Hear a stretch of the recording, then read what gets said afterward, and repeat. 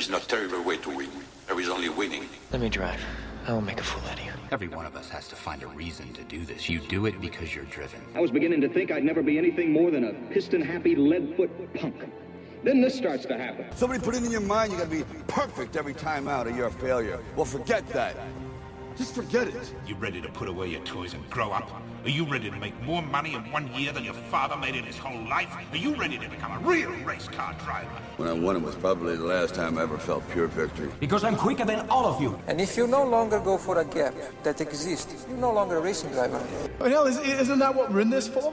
To stare death in the face and to cheat it? Come on, there's nobility in that. It's like being knights. No pressure, nobody breathing down my back, just driving because I left it pure. A lot of people go through life doing things badly. Racing's important to men who do it well. When you're racing, it's life. Anything that happens before or after, it's just waiting. I just hope when you do, that I'm there to see it. Racing. That's the name of the game, isn't it? Win or lose, put up or shut up. Fine. Then let's race. Hi, I'm Tom Ingham and you're listening to Downforce Radio. Hi, I'm Jacques Villeneuve, you're listening to Downforce Radio. Hi, I'm Bruno Senna, you're listening to Downforce Radio. Hi, I'm Chris Hoy and you're listening to Downforce Radio. Hi, I'm Landon Norris and you're listening to Downforce Radio.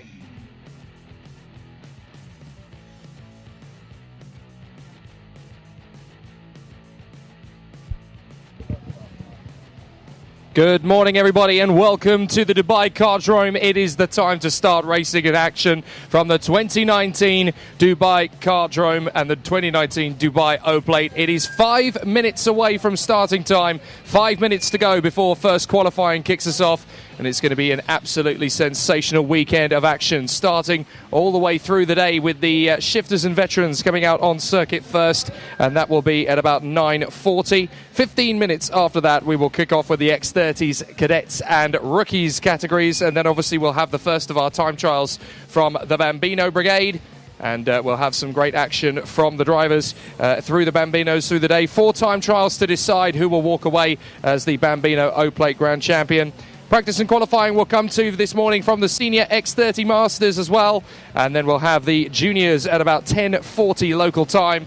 And then we'll start racing at about 10:55 local time here. If you're listening to us back in the United Kingdom via Downforce UK Radio or anywhere else you are in the world, of course, you will have plenty of race action to guide you through the day. The shifters and veterans will have their first heat, followed by the X30 cadets and rookies. Bambino's second time trial, Senior X30 and Senior X30 Master. And then we'll have the Junior X30s before lunch break and prayer time. That will take us to the halfway point. Hello and good morning to you. Jake Sanson here, reporting live trackside from the Dubai Kartdrome in what promises to be a very exciting day of motorsport from the Dubai Kartdrome. The O-Plate is one of the biggest international events in the Middle Eastern calendar, and it is a sensational event that we have awaiting us. David Bright and his team here at the Dubai Kartdrome have put on a fantastic show, and it is going to be such a sensational day's motorsport with plenty of great racing to greet us through the day. We will have all sorts of terrific action from all of the individual categories. To start the day, as we mentioned, in a little under 4 minutes' time now, will be the shifters and shifter veterans. That's the gearbox category, where they were setting lap times in practice yesterday on or around 55 to 56 seconds for the lap. And in yesterday's final flying practice session, it was the Al-Kubaisi sisters who were the fastest of all. A 55.763 from Amna, who was the fastest of all in the category, and Hamda Al-Kubaisi was just 0.02 of a second slower yesterday in their practice session. They'll be pushed all the way, though, by the Italian stallion Alessandro Stura, who is going to be very fast indeed through the course of the weekend, with Saeed Al-Ali and Anthony Hogg of Ireland, who will be in there in the top 5. Max Fleischmann, Brad Diaz and Daniel Jones were the next ones in terms of the lap time set, but we didn't see any times in the 5th session yesterday from Saif Juma, Silvio Musso, Abdurrahman Al-Shamsi and Walid Al-Qasemi. And that is obviously going to be interesting to see where those 4 drivers will fit into the ranks as we get ourselves underway for race action. Qualifying is going to be the first test as to who will do what when the racing kicks off. But this is a very tight circuit, very tricky, very technical indeed, and a very physical circuit as well. I actually managed to get some laps in on the arrive and drive karts yesterday, and it was a very physical exercise indeed. I only managed a 1:16.8 from yesterday's running out there. I still feel very slow compared to the guys out there, but I would qualify for the midfield of the Bambinos, so I'm very happy with that.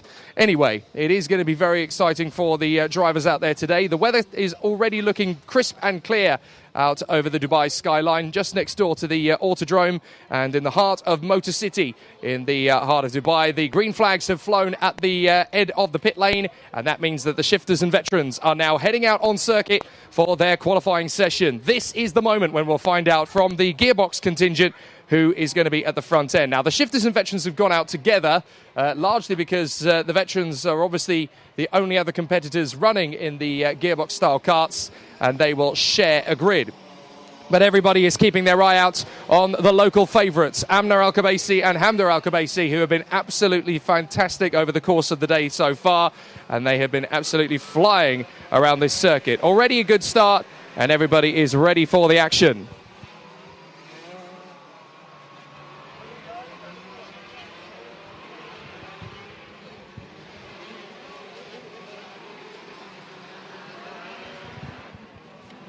So we're going to get a lot of running underway as the battles begin, and we'll obviously find an awful lot of action from the contingents out there. It should be a really exciting day's action from all of the categories, but the shifters and veterans are out there at the moment, as we said, banging in their first flying laps. The racers are obviously going to be pushing very hard from the off, and we'll see how the competitors start off the day. 12 competitors in all in this category. It's not the largest of fields, but then gearbox tends to be one of the lesser subscribed categories these days. There are plenty of top talents that we'll speak to over the course of the day, though.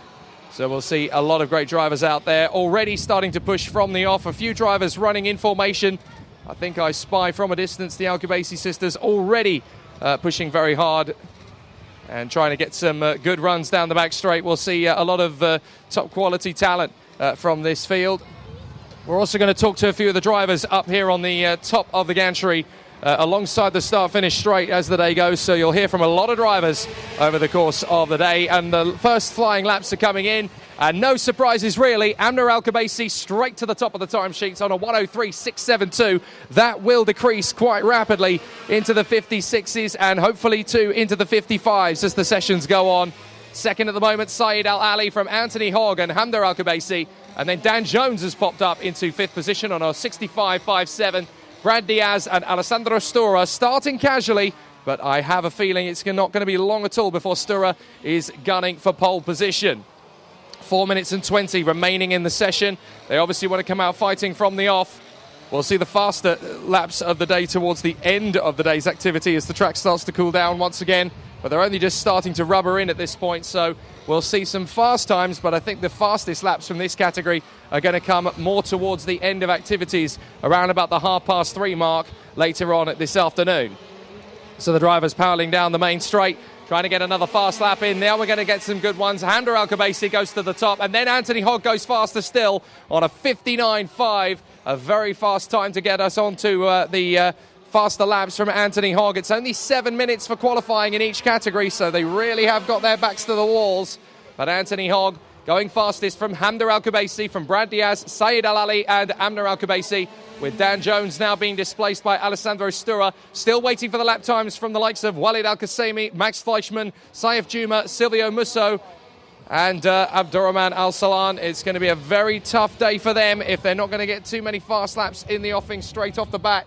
We're hoping there's going to be a few more from them a little bit later on, but neither of the veteran drivers have gone out as yet. My apologies, Dan Jones has done so. He is there in 7th at the moment and still trying to get some fast laps in, but at the moment it is Anthony Hogg who has gone fastest of all. He's now the one coming down onto the next flying lap across the line, and faster still goes Hogg on a 58.2. Amna Al-Khabaisi now up to second on a 59.7. Very fast lap there from the pair of those two drivers. 2 minutes 40 left on the clock here as the time continues to tick away. But the lap times are going to be coming in quite quickly now from the drivers as they get themselves ready for action all through on this very busy day of race action. Alessandro Stura, however, has now gone to the top. Alessandro Stura on a 57.0, and that is 1.2 quicker than Anthony Hogg, the Irishman. So we're going to get to see some times, hopefully within the 56s by the end of this qualifying session. It will be very tight at the top, and now Walid Al-Qasimi has gone out onto the circuit for his first qualifying lap. It is going to be interesting from here. We can see in the middle section of the lap now as the drivers are really starting to push on in the midsection. It gets very tight and very tricky from the early part of proceedings. So the drivers are obviously going to be working hard very early on in the day. And we're now looking to see how things are shaping up in terms of the times from the drivers in this very early stage of proceedings. But still we are waiting for various times to come through. But it will be a very interesting one as the drivers prepare to go for their fastest times. It'll be nowish that we'll really start to see the drivers in their element as they continue to push forward. Do please follow up with us and send us messages for who it is that you're cheering for in the Downforce chat box if you're listening via the internet. And we'll try and get as many drivers as possible to say a big hello in person on our radio stream. It is a very good start to proceedings then for Alessandro Stura on a 57.0 from Anthony Hogg. Hamder Al-Khabaisi now up to third. But a really good start. So let's see how the drivers continue on their way in this very exciting, very tough battle between all of the drivers who will be pushing their weight around the circuit in these last couple of minutes. But it will be a very tall order for the drivers. They've got to keep pushing in these latter stages. That last lap can make all the difference in terms of their overall times. They are going to be pushing right from the off, as we know. And everybody here on the gantry is trying to look at the shifter times to get an idea as to where they'll be in terms of overall pace. Alessandro Stura still in first position at the moment, in the 55s now, having done a 55.976. Very quick lap indeed as they're in the final few seconds of this qualifying session. And it looks as though we won't see any running in the qualifying, at least from the likes of Max Fleischmann, Saif Juma and Silvio Musso. I'm hoping they'll be on the grid when it comes to race start, but they may have some technical difficulties which have kept them back. But for the moment, it is Alessandro Stura who is hopefully going to be able to stay on top. Checkered flag is out, and the last qualifying lap for these drivers. They will want to come through having had a clean one, but Alessandro Stura currently at the top, having had a very good time in yesterday's practice. Looks like it's going to be Stura who leads by example from the off, and it's a 55.976. I don't see anybody beating that one. Stura is fastest. Anthony Hogg in second place from Saeed Al-Ali. Hamda and Amner Al-Khabaisi are in fourth and fifth place respectfully. Barely anything to choose between those two again. Sixth place is Abdurrahman Al-Shimzi, Brad Diaz and Walid Al-Qasimi from Dan Jones and Max Fleischmann, obviously having not set a time. Fleischmann along with Juma and Musso having yet to set the pace. But a very interesting set of times then from the gearbox contingent at the moment as they continue to charge forward. But a very interesting start to the day. Abdurrahman Al-Shamsi is the last man in my entry list and is there in about 6th or 7th place. So a great start to the day for Alessandro Stura. He's had an absolutely terrific kickoff to his weekend. 55.976 will see him start the first heat of the weekend from pole position with Anthony Hogg in second place. I have a feeling it's going to be Stura versus Hogg for the majority of the weekend in the shifters category. Saeed Al-Ali is there in third position from Hamda Al-Khabaisi, and Amner Al-Khabaisi is fifth from Abdurrahman Al-Shamsi, Brad Diaz, Walid Al-Qasimi, and then Daniel Jones. No laps yet from Fleischmann, Juma or Musso. Hopefully we'll see those three out in action a little bit later on in the day. But there's plenty of entertainment still to come. The cadets and rookies are going to be out on circuit next. And obviously in the rookie contingent, all eyes are going to be on the Italian wonder boy that is Filippo Parmigiani, who's having an amazing season in the IAME UAE season at the moment, having had the championship lead in both the rookie and cadets categories at this point in the season. So the Italian is obviously going to be the one to watch through the first part of the weekend. And everybody is very much keeping in tabs of what he is ready to achieve this weekend. and he will want to walk away with a free pass to the IAME International Finals in pretty much all of the categories. That is what is at stake for these guys. They want to come away from this weekend with a ticket to the IAME International Finals at Le Mans in October, a full week from October the 7th to the 13th out in downtown France, and it is going to be an amazing week. But obviously they have to do a lot of hard work here to get there, a lot of support to get this meeting off the ground. It's been very impressive to see how everybody has rallied together to really heighten the bravado of the event. Over the last few years, it's been well supported. This year is just as strong, and it's great to see an amazing crop of talent, not just locally, but from all over the international karting spectrum as well. Lots of contenders from all walks of motorsport. The cadets and the rookies are going to be very interesting, actually. We saw a lot of drivers put in a good show over the last 2 days of testing yesterday. One of the favourites coming into the weekend, though, sadly, is now no longer going to be competing. Sebastian Murray was having a really good build-up to the event, when on Wednesday he actually ended up having an accident which took him into the barriers, and he has broken his leg in 3 separate places on one of his legs. So that is unfortunately Sebastian Murray out of the weekend. So a real shame for him. He was definitely one of the candidates, at least for the podium, if not for the victory. So it's now going to be interesting to see how the form book will look without him. But there's plenty of drivers to look at in terms of the top spot. A lot of the local talent obviously will have the advantage of knowing the circuit very well. And it's a very tough circuit to learn because there are so many difficulties in terms of the technical side of the circuit. It's very physically demanding. There are a lot of corners that come at you without real warning, and you have to build a rhythm fairly rapidly. It's a very tricky place to get a feel of, and the circuit is a real challenge for a lot of the drivers. For the cadets and rookies in particular, this will be a very tough battle, with a lot of them learning by doing as they go. And these youngsters are obviously very much hoping for a very strong weekend at the office. But it's not guaranteed. They've obviously got to work very hard to get there. And there are a few drivers who will have a strong battle on their hands. But after yesterday's times, we do have a rough idea as to who is going to be at the sharp end of the cadets and rookies contingent. So far, so good for Filippo Parmigiani. The Italian has been the form player for most of the weekend. 62.8 was the time he set in the 5th session of yesterday, but he wasn't that much faster than his countryman Valerio Rinicella. So he's obviously going to be a very interesting one to keep an eye on. Third position in yesterday's times was Harry Hanam, who's made a base for himself out here in the Middle East. Federico Al-Rifai has been a strong one as well, and he is there in 4th position from yesterday's times. Adam Al-Jari and Maximilian Dexter. Max Dexter will be an interesting one to keep an eye on. Luca Horton and Sofia Necci. And then Hamza Al-Fayez and Luviwe Sambudla, who, of course, has come all the way from South Africa to compete in this one. There is a strong South African contingent for this weekend's meeting from the Cadets Brigade. There are several drivers who are wanting to push right from the start. That's your top 10 from yesterday's, and that is a combination of rookies and cadets, 2 separate classes, but they race in the same machinery. The rookies aged 8 to 10 and the cadets aged 10 to 12, so it's mainly based on their age at the moment. But it's interesting that Filippo Parmigiani has elected to go in the rookies category rather than the cadets, because he's actually in the UAE IAME series. He leads both championships, but they've decided obviously they can only run him in one class. So they've elected to put him in the rookie category. So I think he's going to be very much the contender potentially for the overall honours.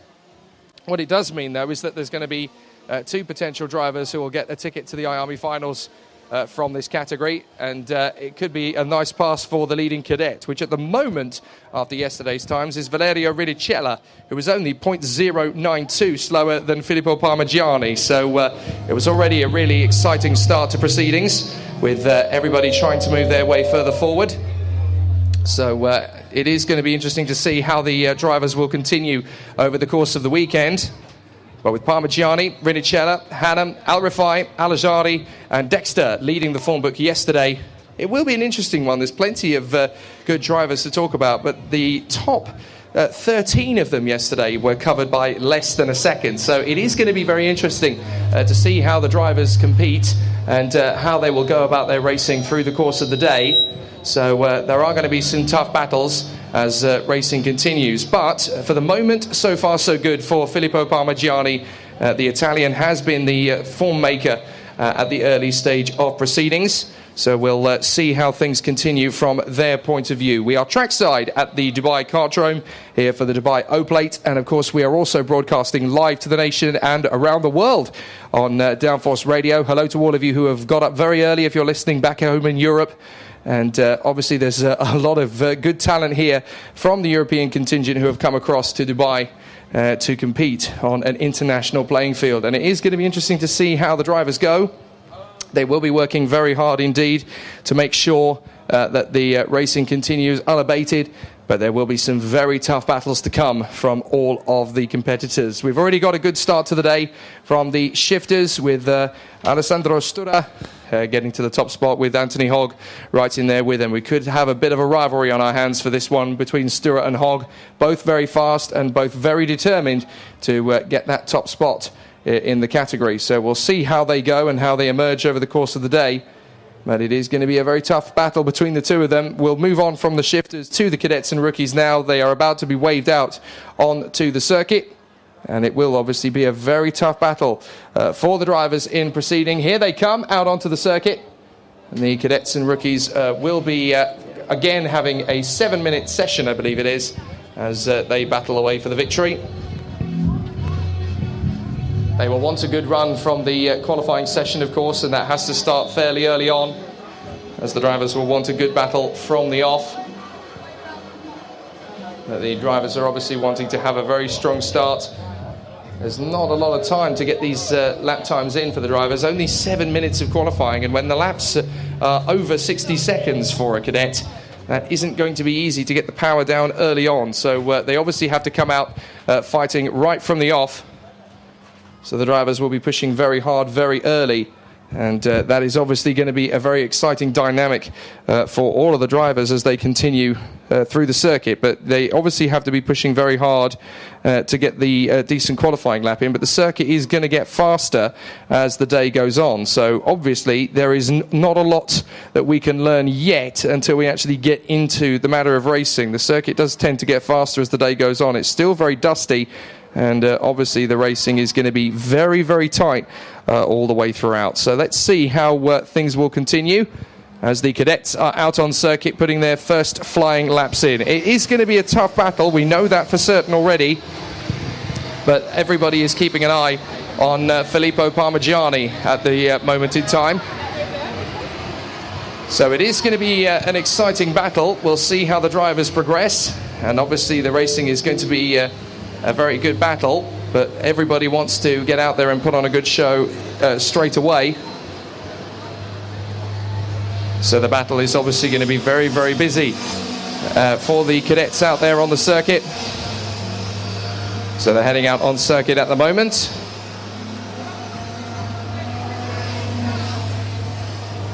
So now we're going to see how the drivers are faring as the battles go on. But it will be a very difficult situation for the cadets. They obviously have to make sure they are on top form right from the start. But the drivers are already starting to build up to speed, and I have a feeling that we need to keep an eye on the Italian contingent. Lots of drivers have come over for the cadet running of this one. We've obviously got the likes of Parmigiani, but we have Redicella in there as well. Sofia Nedci could be one to keep an eye on as well. Federico Al-Rafai is going to have a good one behind him as well. And Matteo Quintarelli could be a strong contender in the cadets brigade as well. Let's see if we can have a word with a couple of the drivers. Amna Al-Kabaisi has just got out of the cart. Where is Amna? Amna, it's good to see you here. And obviously yesterday was very strong in the practice sessions. Are you happy with the qualifying today? It's quite okay. We had a problem with the carb, so it wasn't quite right for this session, but it's qualifying, so we'll see how the race goes. And obviously we know how fast you were after yesterday, so I guess the battle is basically now to make sure the carb is okay, and then you can go into the racing and really do the business on track. Yeah, you know, qualifying is not the real race. We have to see the heats, and that's where the battle begins, so yeah. Now, you obviously have done so many laps around this circuit before. You know it very well. What can we expect from the day's action as the hours tick over? What's going to happen with the track conditions? I feel like the track with the shifter carts, it's worse at the beginning and then it gets better towards the end. So a lot of battling will happen towards the end, and plus it's a long lap. So the drivers would get tired, and you'll see like a lot of battles happening, so it's quite interesting. I can't help but notice that your overalls have changed recently. You're now wearing your Formula E garb, having been out there for testing in Saudi Arabia. That must have been an amazing experience. Yeah, it was very nice. A whole new experience, like from engines to electric cars, is very nice and different. And you're obviously in the candidacy list for the W Series as well. Hopefully that's going to go your way. You're obviously out to Austria next week, so I guess this is good training to really get yourself ready for that. Yeah, I just joined to get back in the rhythm and stay in shape for the W Series. I also miss karting very much, so it's always good to be back. And if you have a good win here, then we might see you on the grid at Le Mans in October anyway. Hopefully, yeah. Thanks very much, Amna. Good to catch you. Thank you. So really good start to the weekend for Amna Al-Khabaisi, and obviously the racing is going to be very strong from the gearbox contingent. We're into the heart of the cadets qualifying session now. 3 minutes to go, and at the top at the moment it is Harry Hanam who has gone fastest of all in front of Adam Al-Ajari. So it will be interesting to see how he goes with the race action continuing. But it is going to be close in the cadets, we know that for a fact. Valerio Renicella is currently third from Federico Al-Rafai. Luvure Sambada is there in fifth position now, as Federico Al-Rafai goes up to second place. I was just a little confused there when Al-Rafai decided to shoot up the timesheets, which is exactly what he should be doing. So a good battle from them at the moment. Harry Hanam and Federico Al-Rafai, Adam Al-Ajari and Valerio Rinicella are next from Liverve Sambudla, and Sofia Necci has gone sixth in front of Leo Nilsson and Benjamin Wade from Max Dexter and Filippo Parmigiani. That is the top 10 at the moment.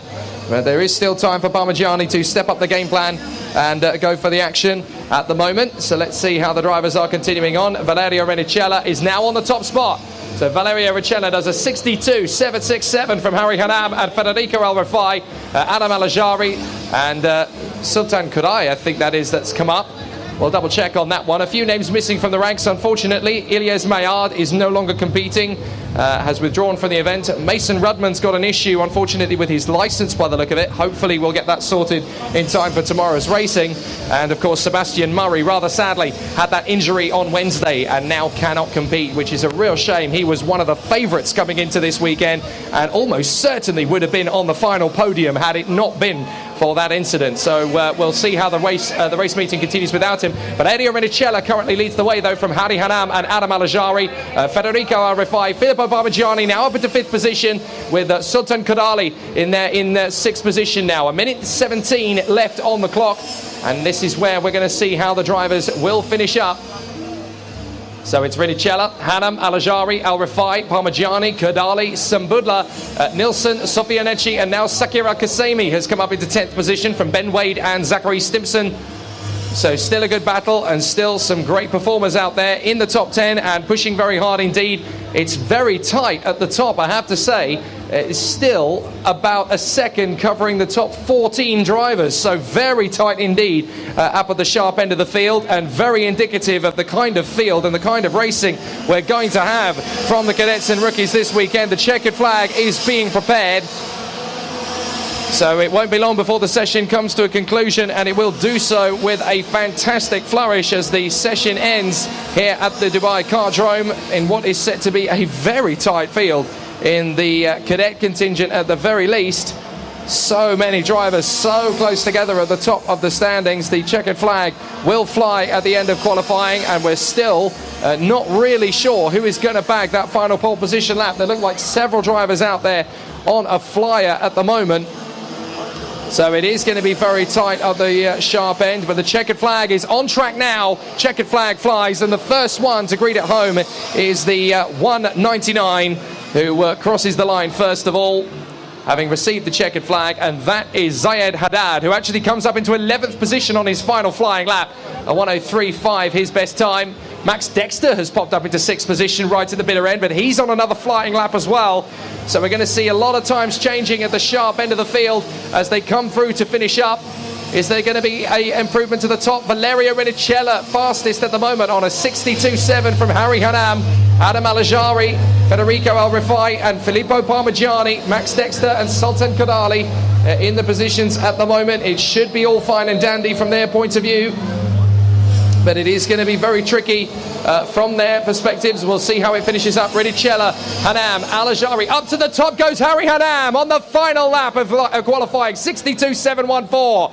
Very tight indeed by 0.5 of a second. Harry Hanam bags pole position on his final qualifying lap. Is that going to stand?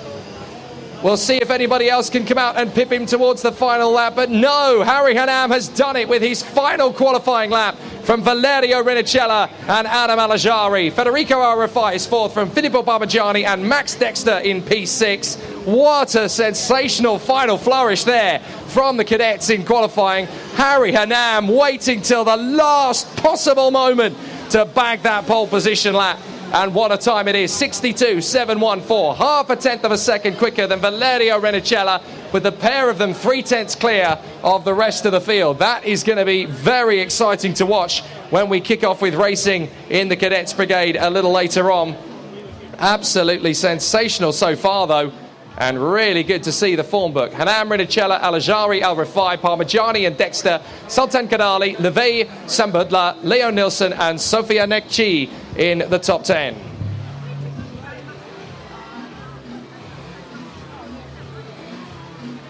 So we need to get a few drivers to reception to sign their waivers. Could we please have the following drivers to reception, please? Oliver Naylor, Leroy Jagassar, Ilad Debricro, Miles Fleming, Anthony Hogg, Carl Saad and Fahad Al-Khaled, please. Could you please make your way to reception? Thank you very much.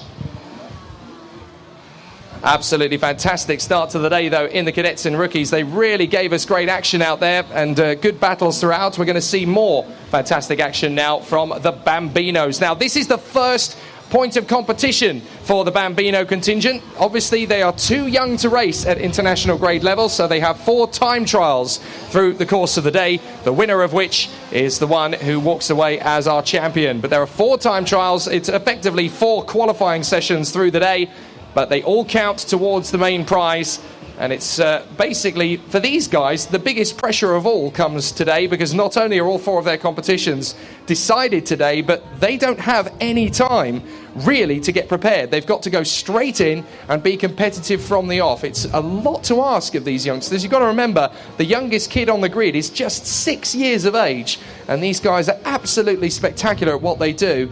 You've got to say that the way that the karting world has evolved, the introduction of the Bambino class has really been brought in because there have been several talents over the last decade or so who have shown that incredible amount of flair and ability for their craft a couple of years earlier than cadet racing allows them to. But at international grade level, you still are not permitted to race with an official license until the age of 8. So that is why the Bambino contingent have to wait until they are 8 years old. But the Bambino time trials are still very impressive to watch. Really good competitors in this field, and they are always incredibly talented. Over the course of the weekend so far, it has been not necessarily one-way traffic, but he's certainly proved his might so far. Shonal Kunimal, who in the IAME series here in the United Arab Emirates has been incredibly strong. 8 wins out of 9 so far in his time trials through the course of the season. But there is some very strong talent to go up against him. Nicolas Stura has been very strong, as too has the youngster Leonidis Peruzzi, has been a very sharp contender. Some great racing all the way through. So there have been some good battles throughout the weekend. Apologies for sound interference. We are looking into it, and hopefully it'll be sorted and rectified fairly quickly. Kareem Azzi has been very strong so far as well, and I have a feeling he's going to be a contender towards the sharp end as well. Leonard Titica is the only other driver in IAME Bambino so far this year in the United Arab Emirates Series to have won a time trial other than Shonal Kunimal, and has shown flashes of speed and brilliance here as well. So it will be very interesting to see what he did. In yesterday's final practice session, though, it was Arafat Sheikh who was able to get the fastest time. There were a couple of absentees from that particular session, but that will give him a lot of confidence coming into the time sessions today. So we should see some really exciting battles from the drivers straight away. And obviously there is going to be some really fantastic performances from this category. As we've mentioned before with the Bambino classes, they have just got to go straight in and be fast from the off. It's never easy to put yourself under that kind of into that kind of spotlight and be fast quickly. But all the way through the lead up to this race, midweek, we have seen some great performances from these youngsters. They've been absolutely fantastic so far, and now comes the important day of racing from their point of view. It's not effectively racing, but it is, of course, 4 time trials, as we mentioned, and they've got to come straight out there and be straight on the pace. 10 minutes for each of these sessions, which is 40 minutes of driving for these guys. When you consider that they are as young as 6 years old, 40 minutes of driving around one of the most physical circuits in the Middle East is no lean achievement. They really will have earned the victory by the end of the day, whatever they come away with. So it is going to be very tight in the 60cc Bambino category, with so many drivers bidding for that victory. Shonal Kunamal, Karim Azi, Nicolas Stura, Ilion Mayard, Maxim Bobrashov, Leonardis Peruzzi, Mohamed Al-Qasimi, Anthony Joe Khalil, Leonard Titica, Arafat Sheikh, Max Murray and Cohen Naylor in the field. Lots of incredible talents. Every single one of them has the chance to win. They're all putting on a good show. They've been building up to this one over the course of the last couple of days of testing. All of them have prepared well for what they have in store, but it's not going to take away from the absolute intensity that these guys will be feeling in the car. It's now business time. They've got to be out there and be fast from the off. The green flag flies at the edge of the pit lane, and they will be ready to go out on circuit. 10-minute sessions for them all, and they are now heading out on circuit. This is where it's business time, and the Indian star Shonal Kunamal will be wanting to show from the off that his form in the United Arab Emirates IAME series is no fluke. He wants to be out there and be strong right from the start. Also out there, Arafat Sheikh and Leonardis Peruzzi are out on circuit, as too is Maxim Bobrishov. Karim Azi, the number 1, out there at the moment on the circuit, trying to get himself up to speed. The 9 kart just going past us, Leonardis Peruzzi, having come under the flyover. The Greek star putting on a good show in the early stages of proceedings. But it will be very tight from the off as we see how these guys can put on a top performance. They'll need to be fast from the off, and it's not going to be clear-cut straight away how they are going to perform. So they will do the best they can, and obviously this is the first official form of competition that can be counted towards points over the course of the day. So all 4 time sessions will count towards the final podium, which of course we will have a podium ceremony for at the end of the day, just beside the Biralat Middle East awnings and next to the clubhouse here at the Dubai Kartdrome. A fantastic facility, this, literally over the road from the Dubai Autodrome, which last week held the prestigious Dubai 24-hour sports car race. And of course many of the drivers on this grid will want to be on that grid one day, and this is a perfect way to start their careers. So they're battling away for position. So far so good, as the likes of Arafat Sheikh, Leonardis Peruzzi, Maxim Bobrishov, Karim Azi and Max Murray start their bid for Bambino O-Plate glory in their first flying laps. Also out on circuit, Nicolas Stura, the number 7. We'll keep an eye on him over the course of the day. One of the top talents in the Bambino fraternity, and certainly an international star in the making, no doubt following on from the amazing talents of Alessandro Stura, who did such a good job in the gearbox category. Now Alessandro is keeping a close eye on Nicolas. And all of the drivers except one have started their first flying laps. The one that we're waiting for is the number 5 coming across the line now. That is Ilion Mayard, who is now out on circuit. The last one to head out on circuit. But all 12 of these young stars are going to be very much at the element in this point. They've all got to push on, and they will want to be fast straight out of the blocks. Fastest lap comes in to start the session. A 1:20.9 from Arafat Sheikh. That will decrease quite rapidly as the session wears on. They will be putting in some fast times, but obviously they've got to build up to it. It takes time to get to this sort of level. They will be working hard to make sure that they are at a fast speed straight away. And it's not going to be immediate to understand who is going to be the fastest of all. But in yesterday's timed running, in the 5th of the time practice sessions, I have the times in front of me, it was Shonal Kunamal, the Indian, who was fastest by 2.7 seconds, would you believe, to Leonard Titica. Hence why we're talking about him as the favourite coming into this one. Anthony Joe Khalil was third in yesterday's fifth session from Nicolas Stura, Arafat Sheikh, Karim Azi, Max Murray, Ilion Mayard, Mohamed Al-Qasemi and Cohen Naylor, with the likes of Maxim Bobrashov and Leonardis Peruzzi aiming to sit out of that one. Straight out of the blocks though, Shonar Kunimal has come up with a 1:14.9. That's only a second slower than he did yesterday in his first flying lap. That is absolutely incredible from the Indian, straight out of the blocks and straight up to the top. Now I should point out that through yesterday's practice session, nobody else was able to get even into the 1:15s. So that is amazing speed from Shonar Kunimal, and the Indian is already looking to be the man to beat. So it looks like it could become a very tight battle for second position. Already it's begun in earnest, with Leonard Titica in second and Nicolas Stura in third. Arafat Sheikh has come through in fourth position from Max Murray and Anthony Joe Khalil. Up to seventh comes Maxim Bobrashov in front of Karim Azi, Ilion Mayard, Cohen Naylor and Mohamed Al-Qasemi, with Leonardis Peruzzi. He was out on the circuit originally. He's completed one lap. Has he stopped out on the circuit, or has he had to pull the cart in? I'm not sure. But certainly, Leonardis Peruzzi has not come through to set a flying lap. I'm not sure what's happened to the young Greek ace. He is in the pits. That's what the reason is. So obviously on his flying lap, they found that he could find a bit more time, or there is some kind of difficulty, so he has come back in. Shonar Kunimal now set to 1:14.4. That's only half a second slower than yesterday now, so he's really pumping in the lap times now.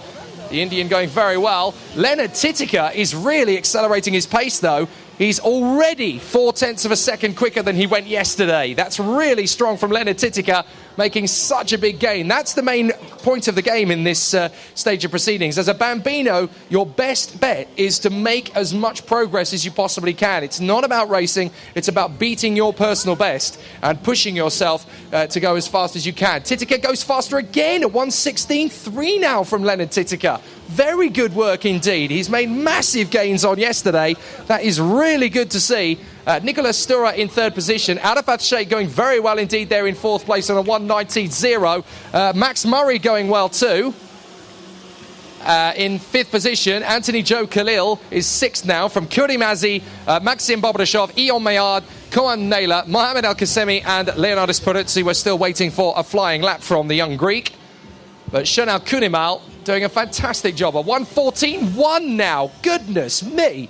The Indian is absolutely finding the time, and it's not going to be too long before he's knocking on the door of the 1:13s. So a really good run from Kunimal. Leonard Titica, though, is definitely putting on a bit of a show here. A 1:16.3 compared to yesterday is a really strong performance, a really good effort, and a really good performance. Good to see how everybody has been working out. But Shonar Kunimal in front of Leonard Titica, Nicolas Stura in third, from Sheikh, Murray and Khalil. Now, it's quite close in between those two or three drivers in the mix there.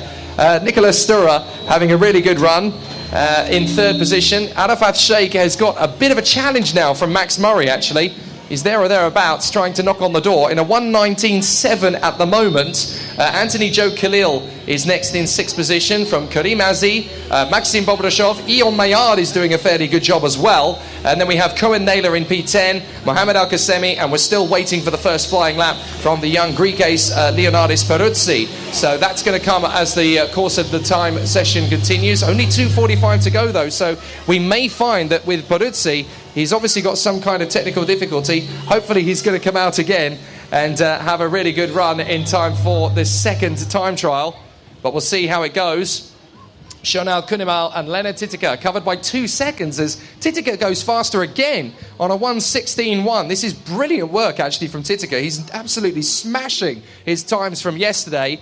He's obviously saved his best till the actual day of competition. Good to see that Titica's getting a lot more speed out of his kart. There is still that 2-second deficit to Shonar Kunimal, but when you've got to take into account that these guys are aged between 6 to 8 years old, and they're not racing, they are effectively time trials all the way through the 4 sessions, the more speed you can find and the more time you can make up, the better.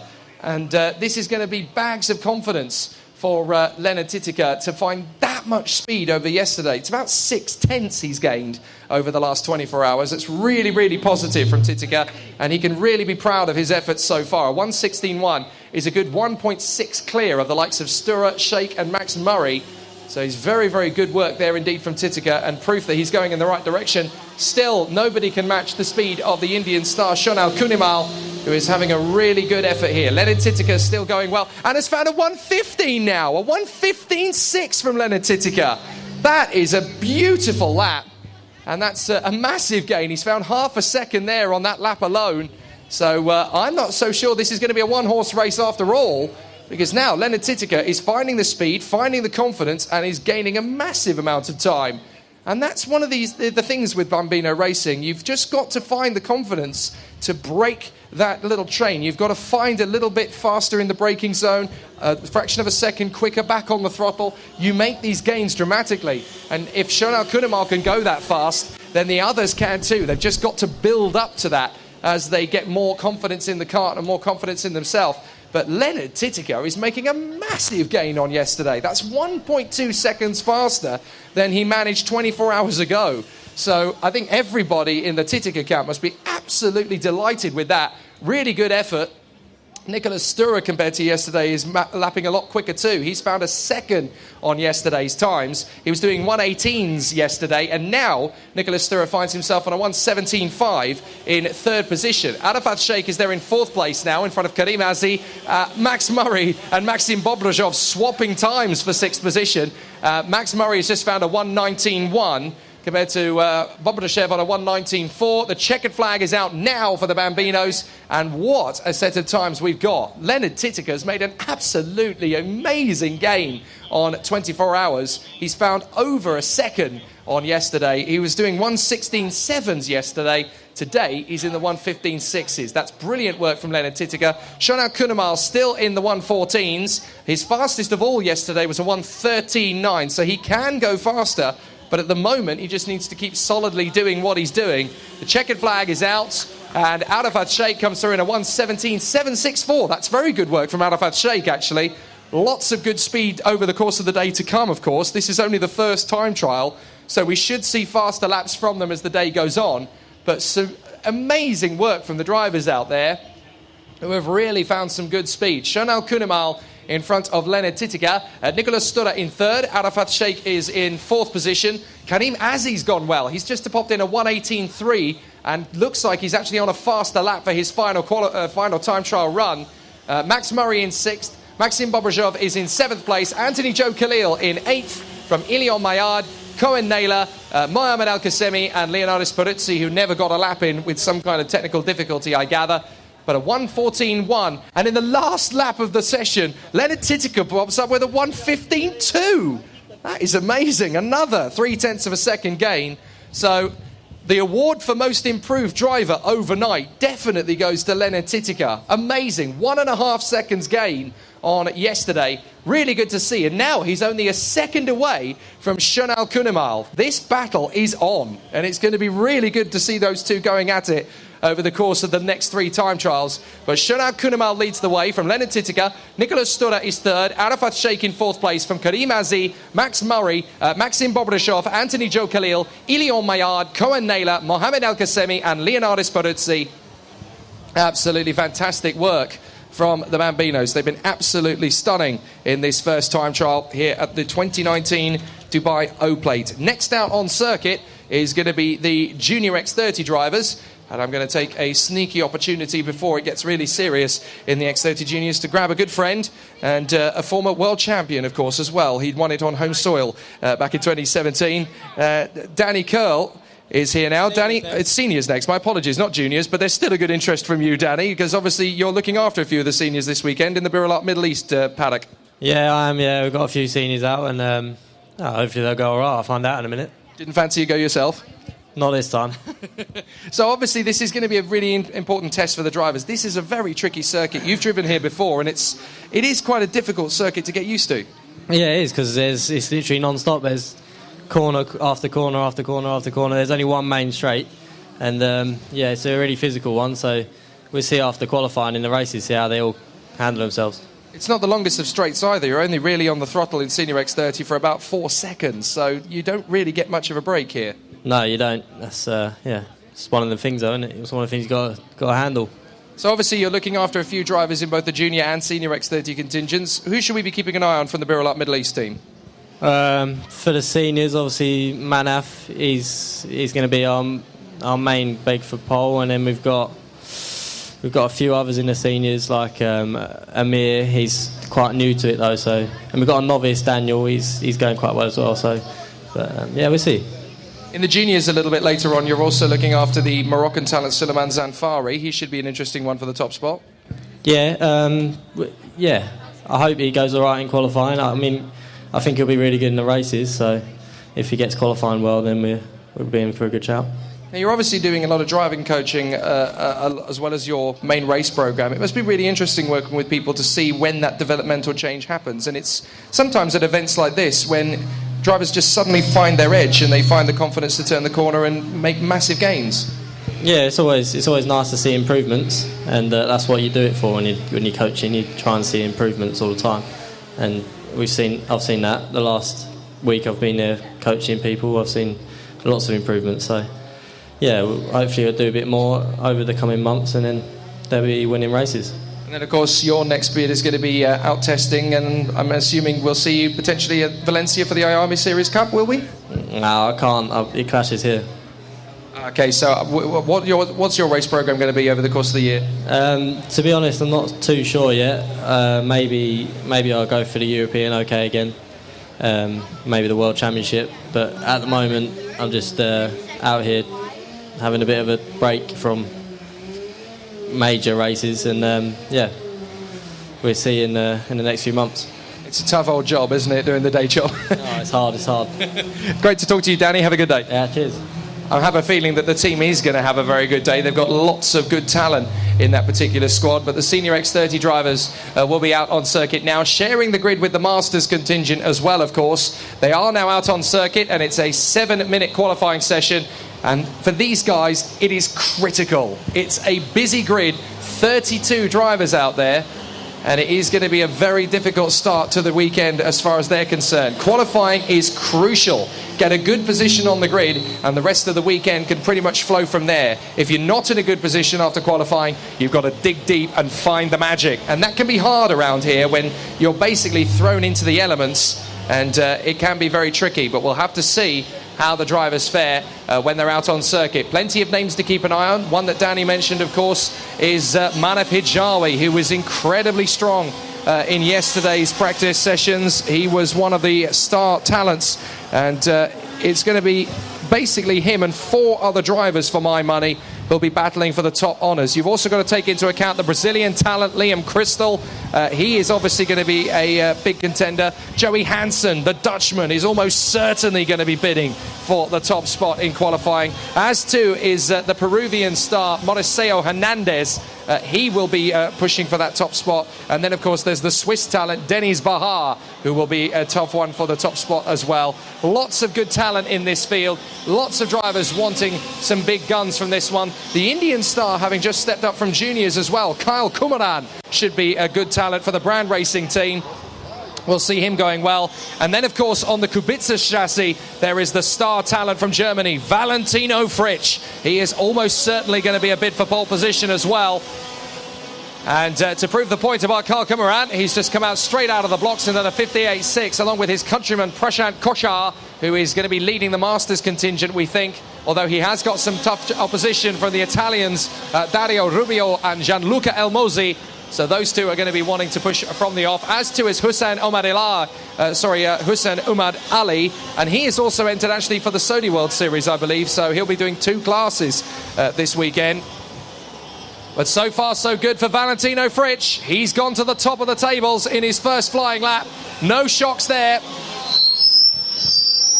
Apologies for that, not entirely sure what's happened with the sound there. We'll try and sort that one out, but Valentino Fritsch, top spot at the moment from Kyle Kumaran. Ekaterina Kazakova is now leading the Masters Brigade in 3rd position, just a whisker in front of Jano Tuising. So Jano Tuising is there in P4. Had a few issues yesterday, but it looks as though they've got on top of it now. 5th position for... Apologies there, folks. We're just trying to sort out the sound qualities there, trying to get things working properly. But at the moment, it is not quite working out. We'll try and get on top of it as soon as is humanly possible. So the battle continues, and obviously there's going to be some tough fights for the drivers in front of them. Kyle Kumaran now at the top spot from Valentino Fritsch and Jano Toysing. Dennis Bahar, Amir Al-Najjar, and Joey Hansen in P6 from Craig.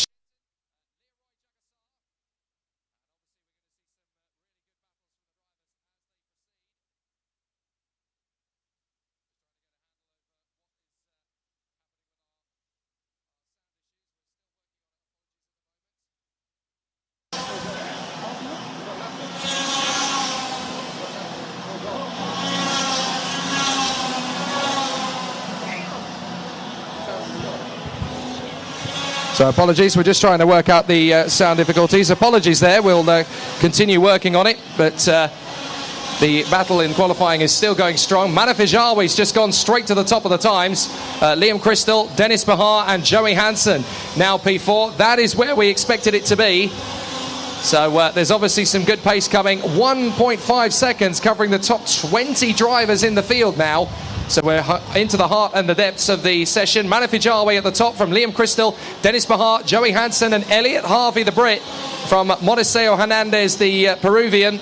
So the top 6 is all very tight at the top spot. This is where we were expecting things to be. And behind that top 6, we've obviously now got the 7th place man, Vlad Dobrito, Kyle Kumaran, Jacobo Mazza and Leroy Jagassar from Amir Al-Najjar, Valentino Fritsch, Jano Toysing and Rami Azam. So some good battles for all the drivers at the moment. And still 1.5 seconds between all of the drivers. The following drivers are needed at reception: Leroy Jagassar, Miles Fleming, Fahed Al-Khaled. And if the crew chief for Vlad Dobrito can make sure that they are going to reception as soon as this session is finished, please. So that's Leroy Jagassar, Miles Fleming, Fahed Al-Khaled and Vlad Dobrito. You need to be going to reception as soon as is possible. So if the crew chiefs of Leroy Jagassar and Vlad Dobrito could make sure that they attend reception as soon as this session is finished, please. Thank you. So let's work our way through the running order at the moment. 2 seconds very nearly covers the entire field of 28 as the drivers battle for the top spot. Kyle Kumaran, Joey Hansen, Manaf Hijawi and Liam Crystal. Less than 0.2 of a second between the 4. Modeseo Hernandez, Elliot Harvey, Dennis Bahar, Jacobo Mazza, Valentino Fritsch and Danny Alves in the top 10 at the moment. Very tight indeed at the front end. Some good performances all the way through this field, but there is very little to choose between the drivers. Kyle Kumaran has gone fastest of all at the moment, just 0.08 of a second quicker than Joey Hansen. Manaf Hijawi is 1/10 of a second back. Liam Crystal and Modeseo Hernandez come next. So tight at the top in this tricky technical circuit as everybody tries to find that elusive bit of time from what is an incredibly physical circuit.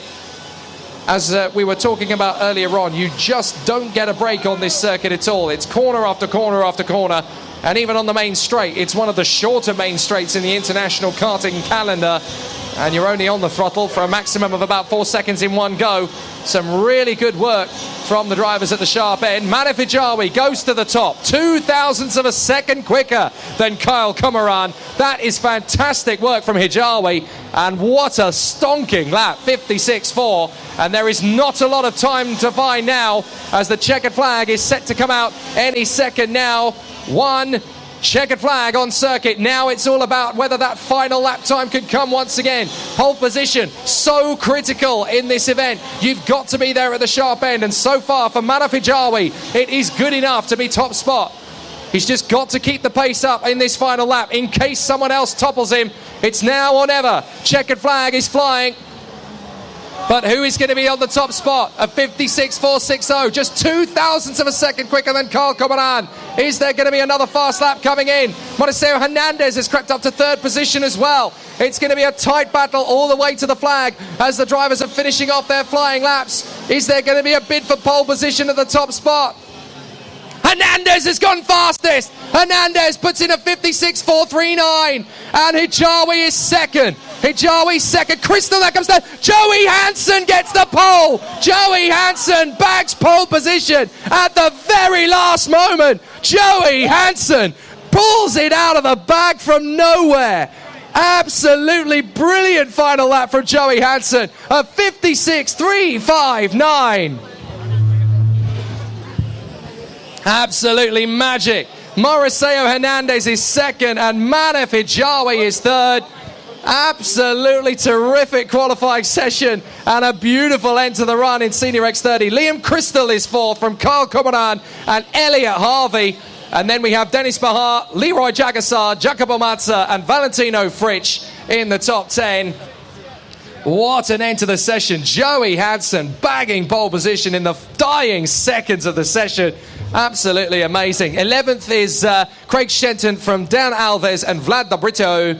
Rami Azam and Hugo Jeed from Amiral Najjar. Miles Fleming, Jano Toysing, Harry Barlow, Abdurrahman Gashal, Prashant Kochar, Gianluca Elmozzi, and then Demetrius Papanazio, Katarina Kazakova, Dario Rubio, Colin Marshall, Daniel Becker and Alex Waring.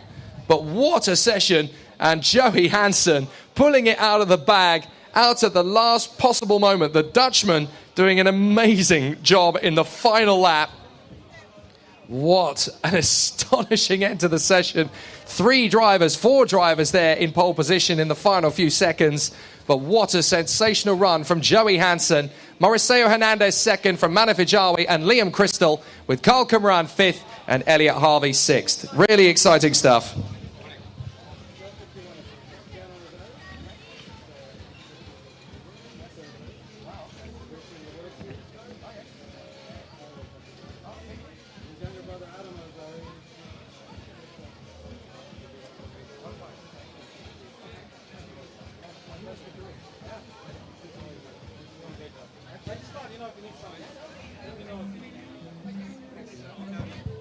So it's going to be an interesting session that comes up next as we move into the junior brigade, and it is going to be a very tough battle in the juniors as well. We saw many drivers bidding for the top spot yesterday, but it seems that local knowledge has counted very well indeed so far for the local man Jamie Day, who was very quick in yesterday's practice. But the man who's looking to topple him at the moment consistently appears to be the Flying Scotsman. Cian Shields has been very strong over the course of practice yesterday, never really outside the top 3 on raw pace. And I have a feeling if anybody's going to challenge Jamie Day on home soil, it's going to be Cian Shields, although you've got to keep an eye on a few other talents in the mix there as well. Anshul Gandhi has been very, very strong over the course of testing, as too has the youngster Kanu Al-Ajari, who has actually only just switched from juniors into juniors, having been cadets previously, and has only just stepped up into juniors. It's only his 3rd weekend in the junior category, would you believe? So to be top 6 already is incredibly strong from this very talented young ace. Another one who's in a similar boat, actually, having just stepped out of cadets in his native United Kingdom, is Alfie Rigby. And he's been knocking on the door of the top 6 all week as well, having done some good jobs in testing. But so far, so good for Kanu Al-Ajari, who, of course, is the younger brother of Adam, who is battling away. Older brother of Adam, who was in the cadets contingent as well. And that's a family that's got a lot of reputation in the world of karting out here. And, of course, tomorrow you'll be seeing Kareem Al-Ajari battling away in the Sony World Series. And he's really looking forward to that one. And he, of course, is one of the favourites for that category as well. So you could see the name Al-Ajari very often over the course of the next 48 hours, taking home more than one trophy potentially. Suleiman Zanfari is another one to keep an eye on as well. The young Moroccan star who's been making waves in the FIA series, in the Karting Academy Trophy, and in the IAME European Series as well. He was racing in Lotus colours last year. He's under the Biralat Middle East banner this weekend, and he is already looking very strong. Only about half a second or so away from the top spot of Jamie Day. Khaled Saab, who's been doing a fantastic job in the European Series for IAME as well, and put on a bit of a star show in the World Championships as well. He could be an interesting bet for the title here this weekend. He obviously knows the circuit very well. He's racing in the Dan Holland Racing colours, as he has been for the last few months now, and should be interesting to see how he goes. But there are some other interesting talents. Let's not forget the fact that Konstantin Reich was the winner of this event last year. Had a bit of a struggle through the day yesterday, but the Austrian is definitely going to be a contender for the title again if everything goes his way. You've got to look to the star talents of Carl Saad as well. Carl Saad has been very strong through the weekend. Certainly the build-up to the weekend. I keep having to remind myself it's Friday, not Saturday, as it tends to be when we get to this stage of a weekend. But also, you've got the likes of Saif Al-Najjar, the Egyptian talent. who's been putting in some very strong pace through the course of the week as well. He's been consistently in the 57-second barrier, which is obviously very convincing when we get into the midfield pack.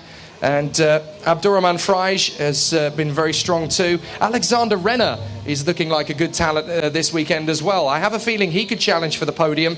And then there are several talents, of course, who have had some hard tasks to get up to speed. Fahad El-Khaled, Zach Scolar, Alice Haynes of France, Andre Uziel, who's the young Russian talent, should be a very strong battle. And then we have Patrick De Battista is an outside bet for the podium as well. In fact, considering his pace yesterday, it could be more than an outside bet. He seems to be getting faster and faster as the week progresses. So there's plenty of talent in the field, and we should see a lot of star drivers putting in a good effort as the weekend continues. 23 of them out there. It will be very difficult to differentiate one from t'other, but it's going to get very close indeed, and it will start with this qualifying session. They will be very closely fought, and it will be a tough battle right from the start. So things are going very well from the off. But what a fantastic session we had from Senior X30 with that last gasp effort from Joey Hansen, the Dutchman bagging pole position by a fraction of a second in Senior X30. Junior X30 is going to be just as close. We will get some very tough battles from the competitors out there. And it's still unclear as yet who is going to emerge as a star player. So in Junior X30 we still have a lot of questions that need to be answered, and we're going to start asking them as the session begins. But with 7 minutes to go, the time has started, and the drivers are now being flagged out onto this tight and twisty Dubai Kartdrome circuit. Such a technical challenge. It's an uphill struggle for everybody to get up to speed. You really have to learn by doing on this particular circuit. There's no second guessing it, and it's very hard to find the speed. This is one of those circuits that really comes to the patient drivers out there who will dig deep and deliver.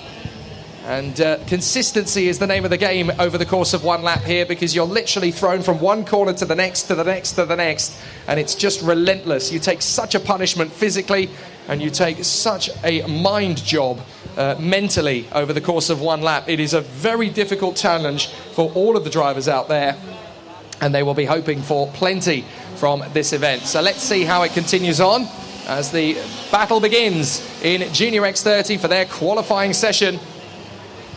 And again, these drivers are going to have to be very, very much on their A game as battle begins at the top level. So far, so good as the drivers are heading out on circuit. Quite a few of them obviously getting up to speed. Konstantin Reich has just gone out on circuit. He's actually the last one to go out on circuit. 12 months ago, of course, he was the winner of the Junior O-Plate. But let's see what he can do this year. It's going to be tough for him because obviously his back's been to the wall a little bit in terms of mechanical gremlins through the week. But hopefully there's going to be a few more interesting headlines for him to write as the day continues.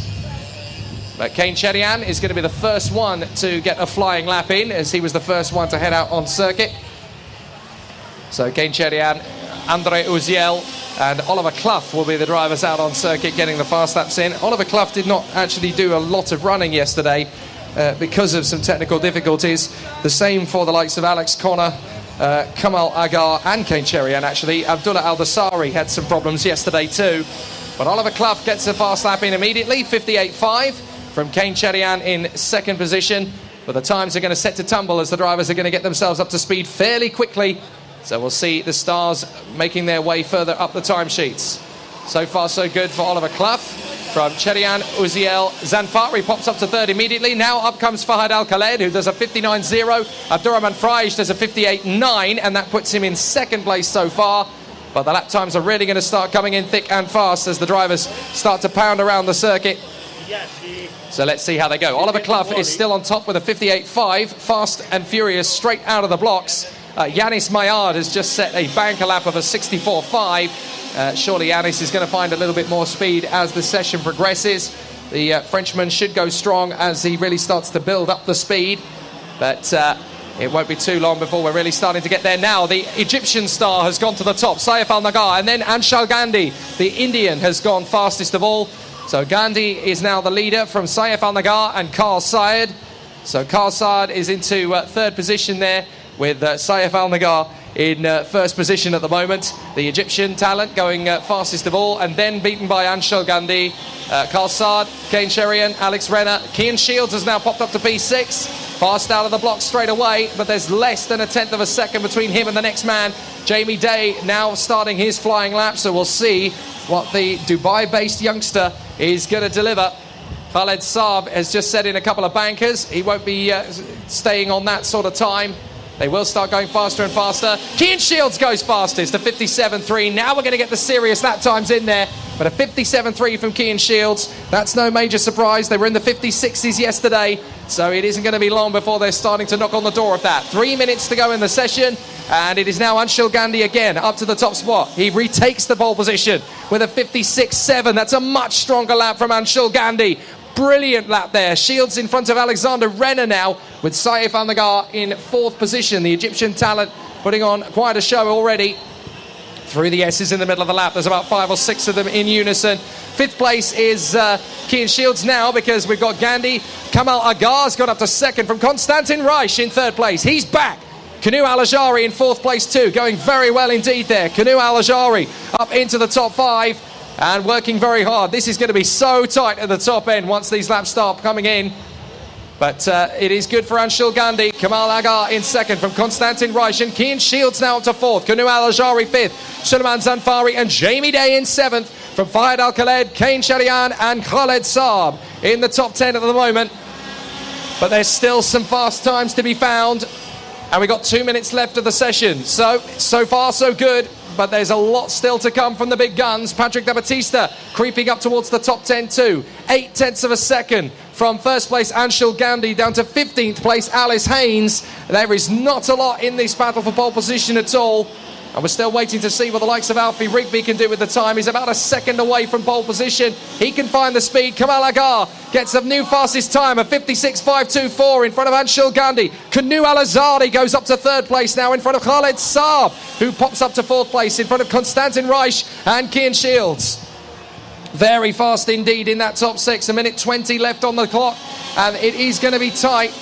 We'll see how the drivers go. In the midsection, there's a lot of drivers working very hard in unison, pushing each other around the circuit, almost physically, as Kean Shields pops up to third, just there in front of... well, he's made his way up to third place now, just in behind Anshul Gandhi, but still at the top, it is Kamal Agar. So Kamal Agar in first position at the moment. And let's see how that works out. So it's Agar, Gandhi, Shields, Al-Ajari, Saab, Rigby now 6th place. Good lap there. Konstantin Reich is 7th from Carl Saad, Suleiman Zanfari and Kane Sherian, with the Egyptian Saif Al-Nagar in 11th position at the moment. 40 seconds left. Some great performances in X30 Junior so far. 4 seconds covers the entire field, but that is because the man in the last position in the dais is looking likely to be having some technical difficulties. Jamie Day goes second. Jamie Day pops up just 0.091 behind Kamal Agar. So really good lap time there. Now Kean Shields goes fastest. The 56.468 from Kean Shields up to the top spot in front of Kamal Agar from Jamie Day and Anshul Gandhi. We're in the dying seconds of the session. 10 to go on the times. But Kean Shields is now fastest from Kamal Agar and Jamie Day. The Flying Scotsman looks good at the moment at the top spot. But is it going to remain that way? So much talent in this field. We haven't really seen the best from Jamie Day yet. Surely he's going to be able to pull out a big lap. Third position. Third place from Jamie Day, and he's got time to do one more.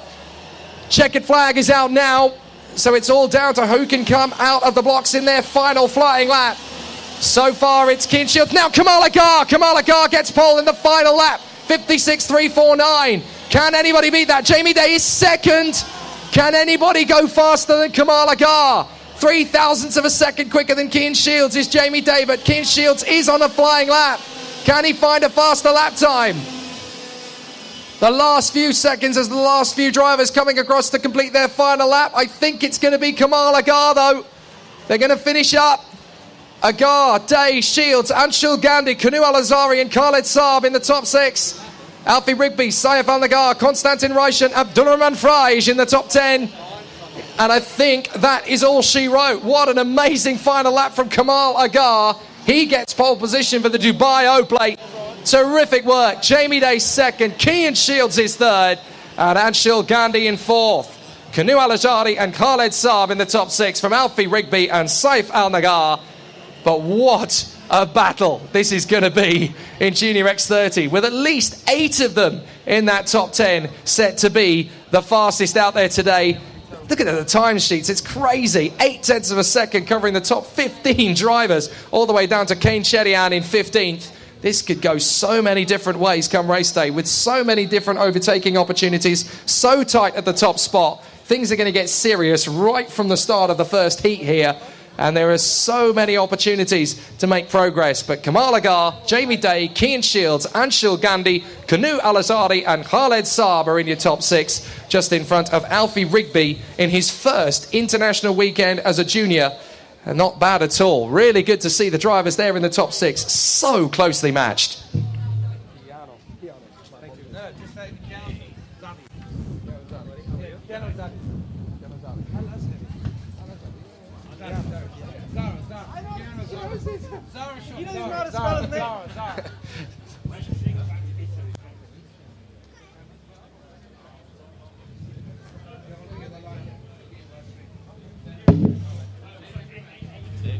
Really good work indeed from the X30 juniors. So much clamour after such a great session. Really, really good racing to come then from each of the class contenders. That was mighty close. Really good performances from the X30 juniors, but that is the end of qualifying for the day, folks. So we're going to get straight into the action with the racing, and that's what we came to do. So obviously the drivers are going to be working flat out from the start, and we will have so much action to talk about as we get ourselves underway. If you're just tuning in now, wherever you are around the world, hello and welcome to the Dubai Kartdrome. It is the 2019 Dubai O-Plate. Jake Sanson here with you as we get ourselves underway for action in the Dubai O-Plate. It will be such a sensational race meeting with so many great racers out there to give us a good show. So far, so good for the man in pole position in the X30 shifter contingent. Alessandro Stura, just a whisker in front of Anthony Hogg. But we spoke to Amna Al-Kubaisi just at the end of her qualifying session. She was having some difficulties with the carb, which was keeping her at bay, and that could be the difference between her getting up to the front end of the field. Many people, of course, know of Amna Al-Kubaisi's talents, having got herself a performance run at the Formula E test session back at Saudi Arabia in December. And she's still very much bubbling with pride about that one. She's actually still wearing the Nomex thermals in her professional race suit, which is great to see, and obviously is one of the candidates for the W Series. She will fly from here at the end of the weekend to Austria to try and bag herself a place on the W Series grid, and we wish her all the very best with that. I'm sure she'll have a really good run. But there is the slight matter of the Dubai O-Plate to do first. The winner, of course, in the Dubai O-Plate walks away with an astonishing prize. It has to be said. You get a free ticket to the IAME International Finals at the end of the year, first and foremost. But there is also, of course, a great opportunity to get some driver training in the Toyota TRD 86 GT on the Dubai Autodrome as well. So the winner of this event will certainly want to walk away with the opportunity to go for that. And the shifter gearbox category, of course, is the fastest, the toughest, and the most incredible of the disciplines in the karting categories here this weekend. Let's talk you through the starting grid for Heat 1. Alessandro Stura lines up on pole position in front of Anthony Hogg in second place. Saeed Al-Ali in third position in front of Hamda Al-Kubaisi in fourth position. Amna Al-Kubaisi lines up fifth with carb difficulties this morning keeping her back. Abdulrahman Al-Shamsi lines up in P6 from Brad Diaz, Walid Al-Qasemi, Daniel Jones and Max Fleischmann will line up in P10. So let's see how the drivers will get underway for this first race of the weekend. Plenty of contenders for the win. I have a feeling it could end up being a four-way fight. Well, potentially actually a five-way fight, because anybody in that top five still has a chance. Alessandro Stura and Anthony Hogg, of course, set the pace this morning, but you can never count out the Al-Kubaisi sisters. So closely matched, those two. Amna Al-Kubaisi and Hamda Al-Kubaisi, both of those two are going to be very strong here. And Saeed Al-Ali, don't count him out either. Their teammate is going to be very strong from the off. It will be very tough to see how these guys get on. But Abdulrahman Al-Shamsi, who is one of the latest entrants into into the mix, lines up 6th position. Abdurrahman Al-Shamsi should be very strong. I have a feeling he'll go well. Brad Diaz will start from P7. Walid Al-Qasemi is 8th, as we mentioned, and then Dan Jones in front of Max Fleischmann. The wind has picked up something chronic here. I do apologise if it's affecting the quality of the coverage that we're giving you live from Downforce Radio, of course, wherever we are around the world, wherever you're listening from. There is a lot of good battles to come, and you're going to get to see some great race action here from the Dubai Kartdrome. It's going to be really exciting action all the way through the day, but the first heat, as we've mentioned, will come from the X30 shifter and veterans. 12 laps of the circuit, and that will start the action off in earnest. It is going to be a very tough race for the drivers out there. It's a physical circuit. It's 12 laps around the circuit, and obviously they've got to do the very best they possibly can right from the start. So it's no holds barred and relentless from the get-go, but we will see some absolutely terrific action from the start of proceedings here. Everything about shifter karts that you can find exciting, you're going to get in stereo here. It's not a fast straight here at the Dubai Kartdrome because you don't really get a particularly long one. What you do get is very physical challenges, and it will be a really strong battle. So it is going to be a very tough battle. There'll be a lot of great talent on the starting grid, and obviously the fight between Alessandro Stura and Anthony Hogg is going to be very important from the start, although the Alcobacy sisters are going to be very hard chargers. They're in 4th and 5th, but in 3rd on the grid is going to be Saeed Al Ali, and I have a feeling he could be a contender for the victory as well. There's lots of good talent from this field, and there's a lot of good battles out there to come, so keep an eye on this. It is going to get very, very physical from a lot of the drivers out there who will want to put on a good show, but Alessandro Stura and Anthony Hogg will go to battle from the front.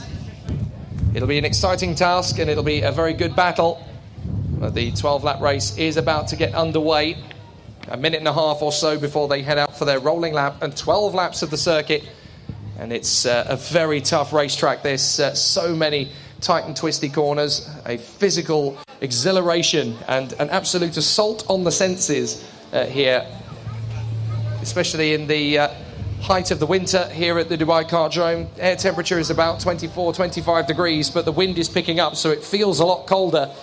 So obviously it's going to be a big task for the drivers out there. They are now on the green flag rolling lap, and obviously being the shifter category, they will start from the grid on a standing start. Manaf Hajawi has just strolled past me. Manaf, you had a very tough battle in the Senior X30 qualifying session. How did that go? Yeah, I mean, it's good. We're 3rd, so I'm happy with that. We're starting on the inside, so it's very positive. For a few seconds, it was looking like pole position was yours there. Things are getting quite emotional. This is going to be such a big thing. If you can get the win here on home soil, that's going to be such a great way to start your season. Yeah, I mean, I don't know, I lost it on the last lap. But anyway, 3rd is not bad, as I said, and to win this is going to be so big, so I'm going to do my best. I guess we need to get the Jordanian flag ready, do we? Yeah, I have it with me, so it's ready. Good job, Manaf. Great job. Thank you.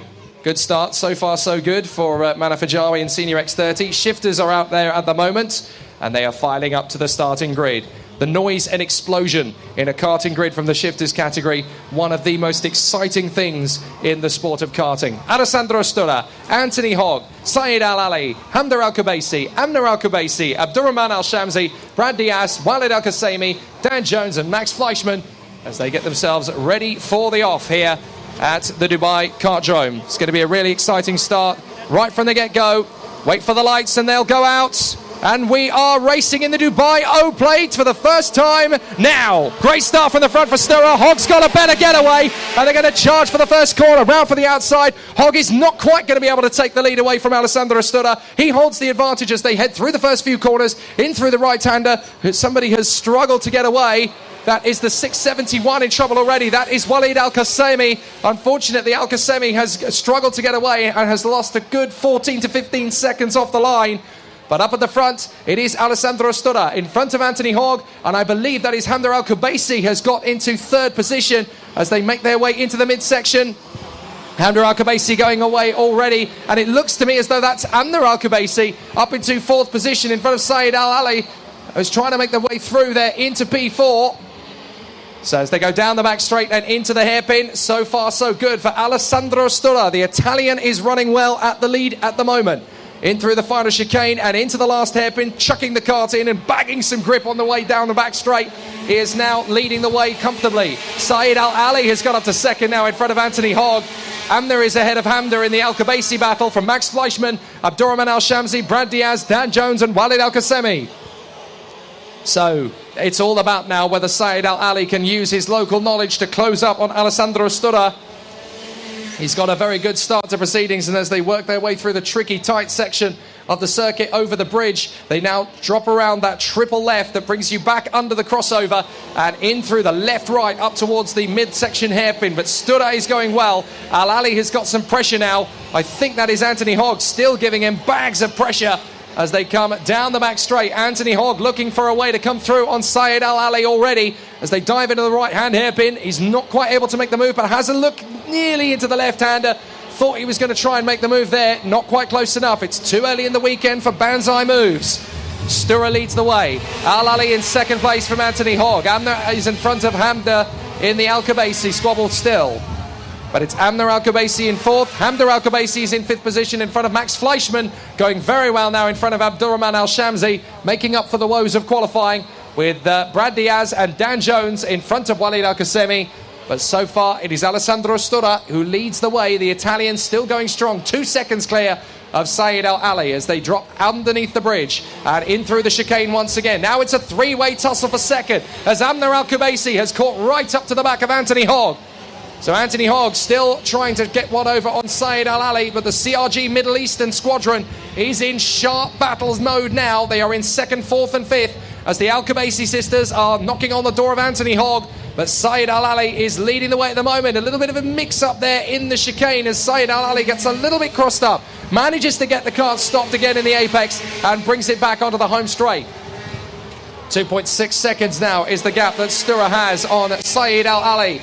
But Al Ali still running well in second. Anthony Hogg a little bit sideways, and that could be enough for Amner Al-Khabaisi to get the move into that flowing section of hairpins, through the left, through the right, then back down the drop into the left. Let the power back on the throttle easy and flow back through. You've got that double left. You're flat on the throttle throughout. And under the bridge they will charge.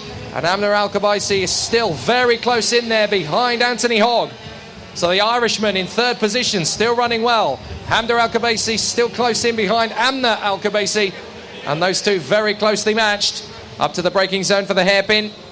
Once again, still going strong. In through the left-hander at the hairpin once again, through the S's. And it's a very difficult order now for Anthony Hogg to try and get past Saeed Al Ali. He seems to be holding up the queue a little bit.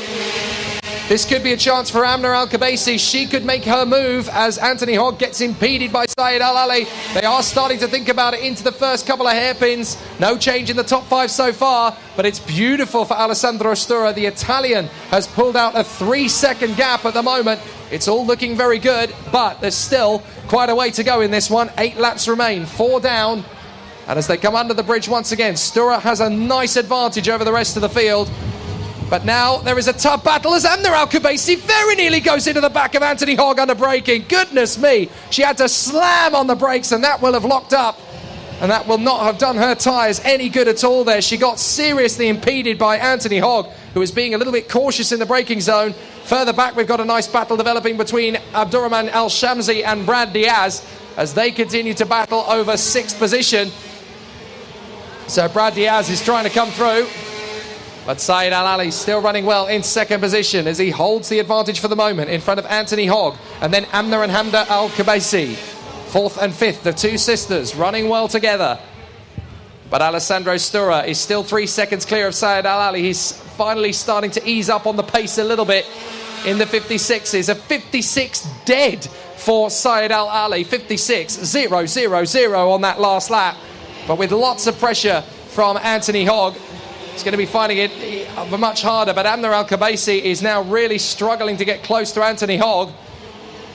Every time she gets close to him in the braking zone, he's able to get back on the power just that fraction of a second earlier and gets away once more. This is frustrating Hamda Al-Khabaisi a little bit because now she's tight in behind her sister and is not really able to get good purchase off the corner because she's being a little bit hesitant so as not to collide with her teammate in the CRG Middle East team and, of course, her own sibling.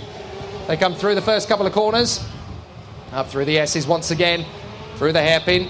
dicing for the performance on the way out of the corner. Anthony Hogg not quite able to keep up with Saeed Al-Ali at the moment. Al-Ali has got himself into second position comfortably, and there's not a lot Anthony Hogg can do about it really either. And it looks to me as though we've lost a couple of them. Walid Al-Qasemi, more mechanical problems, and sadly it looks as though Max Fleischmann has had more problems too. He is out of the race as well. So Walid Al-Qasemi out and Max Fleischmann out as well. And that is a big disaster for them. 6 to go, 6 done, halfway home. And Alessandro Astura leads the way comfortably by just a whisker under 3 seconds. He's not pushing as hard as he has to because he's got a good gap. Saeed Al-Ali in second place. Anthony Hogg still hanging on in front of Amna Al-Kubaisi. How long is it going to be before Amna's frustration bubbles over? She's being cautious and patient at the moment, but she will want to get into that third position spot as soon as possible. That can really help in terms of her starting position for Heat 2. And they will want to start moving forward. Abdurrahman Al-Shamsi is still there in P6, trying to shake off the attentions of Brad Diaz, who is not playing ball at all. Brad Diaz is giving him so much aggro there in 6th position as they continue to fight. And Amna Al-Kubaisi makes the dive on the inside of Anthony Hogg. Enough is enough. And she dives through into the chicane. That was a lovely move there. Stood on the brakes, chucked it up the inside and said, enough of this. 3rd position, thank you. And that was a very nice move indeed from Amna Al-Kubaisi. So Amna Al-Kubaisi now 3rd, trying to close in on teammate Saeed Al-Ali. Now, how quickly is she going to get onto the back of Saeed? That's going to be the interesting one. If she can get in a 2nd position, that's a front row start for Heat 2, and that's really going to help in terms of bagging the victories. So Amna Al-Kubaisi now into 3rd position, and that's how much she was held up by. She managed to find half a second more than Anthony Hogg in that lap alone. So obviously she was being held up there quite considerably. But now she is into 3rd position. She can start to get after Saeed Al-Ali in 2nd place. Alessandra Sturra under the bridge leads the way into the chicane, through the left, through the right, over the chicane. And now Amna Al-Kubaisi trying to charge after her teammate Saeed Al-Ali in the bid for 2nd position. But Anthony Hogg's not going away. Anthony Hogg still giving Amna Al-Kubaisi a lot of pressure, with Hamda Al-Kubaisi there in 5th position still.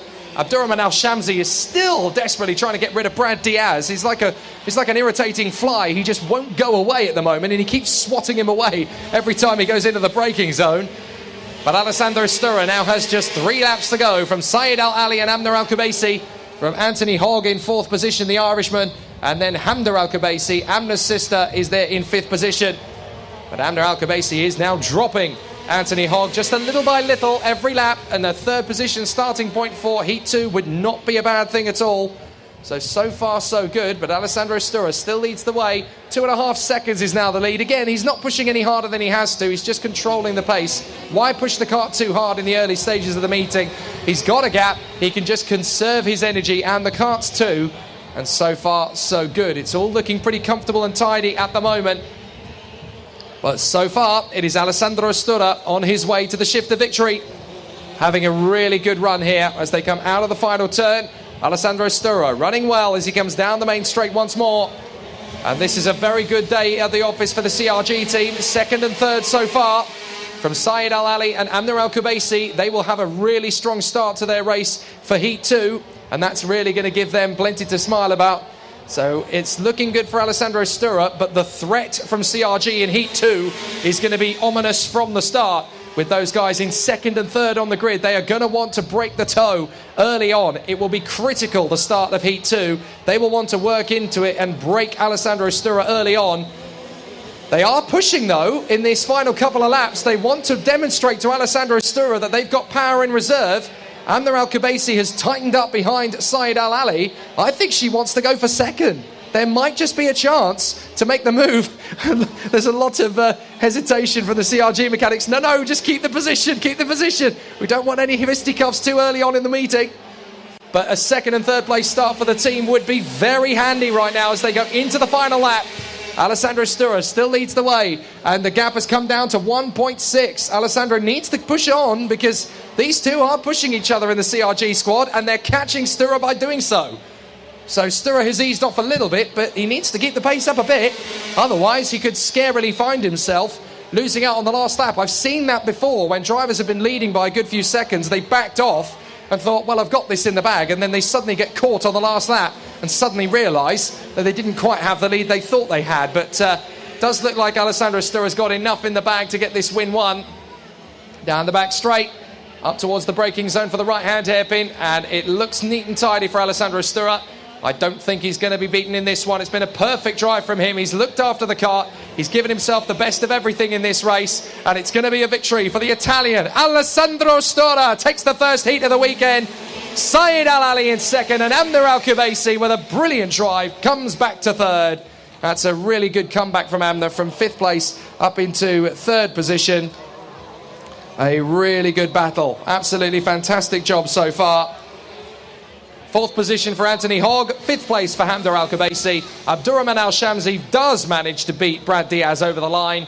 And then Dan Jones was going to be the 8th place finisher, but sadly Dan Jones had mechanical problems. He is out of the race, and so too Max Fleischmann and Walid Al Qassami.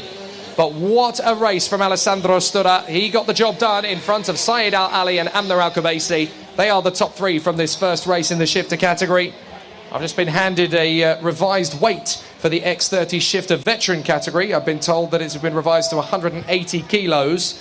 I'm sure that all those that holds relevance to will make note of that. But I think that is only Dan Jones and Walid Al Qassemi that applies to. Oh, also to Anthony Hogg, my apologies. But there we are. That is an absolutely fantastic run for Alessandro Stura. He takes the first win of the weekend in the shifter and veteran category. Saeed Al Ali and Amner Al Kubaisi are 2nd and 3rd for the CRG Middle East team, and they'll be very happy with that indeed. So a very good start to the action then for the X30 shifters. And the gearbox race, I knew it was going to be an interesting one from the start, and we were proven right. Some really good racing from them immediately from the start, and we got some really good battles from them. So sadly, 3 retirements in that race. Gearbox is always very high attrition. Dan Jones, Max Fleischmann and Walid Al Qassemi, unfortunately all retiring from the race with mechanical problems. Fast from Max Fleischmann, but no luck unfortunately. Alessandro Stura, though, your race winner from Saeed Al Ali, Amner Al Kubaisi, Anthony Hogg, Hamder Al Kubaisi, Abdurrahman Al Shamsi and Brad Diaz. So that is heat number 1, all sorted and settled, and a fantastic race it was actually in the shifter category. We got some really good racing from them, and I have a feeling that the battle is going to be potentially a 4-way fight, as we expected it would be. Stura and Hogg, Al Ali and Al Kubaisi. Amner looking to have the edge over Hamder at the moment, and they are very closely matched, those two, but Amner is the one with perhaps the higher international profile, thanks to her test in Formula E for the Virgin Racing team in Saudi Arabia back in December. And then, of course, you have the draw of her being a candidate for the W Series scholarship, which hopefully is going to be a successful run from her when she flies out to Austria in about a week's time.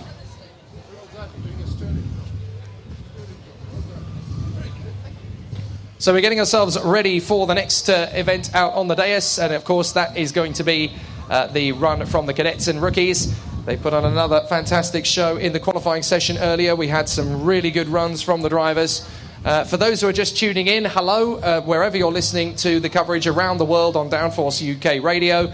This is Jake Sanson here, trackside at the Dubai Kartdrome. The 2019 Dubai O-Plate has got off to a cracking start. The X30 shifter category for the gearbox runners has been the first race of the weekend. The first heat has been won by the Italian Alessandro Stura in front of Saeed Al Ali and Amner Al Kubaisi, the 2 teammates for CRG Middle East. And Amner Al Kubaisi has been doing a great job fighting back after her issues with the carb in qualifying, dropped her to 5th position at the finish of qualifying, and she has stormed back to 3rd, starting from the 2nd row of the grid. Should make things a bit easier in the second heat as she bids for a victory or 2, and hopefully, of course, a ticket to the IAME International Finals at Le Mans in October. That is what everybody's competing for here. Everybody wants to win at the top level, and everybody wants a really good fight.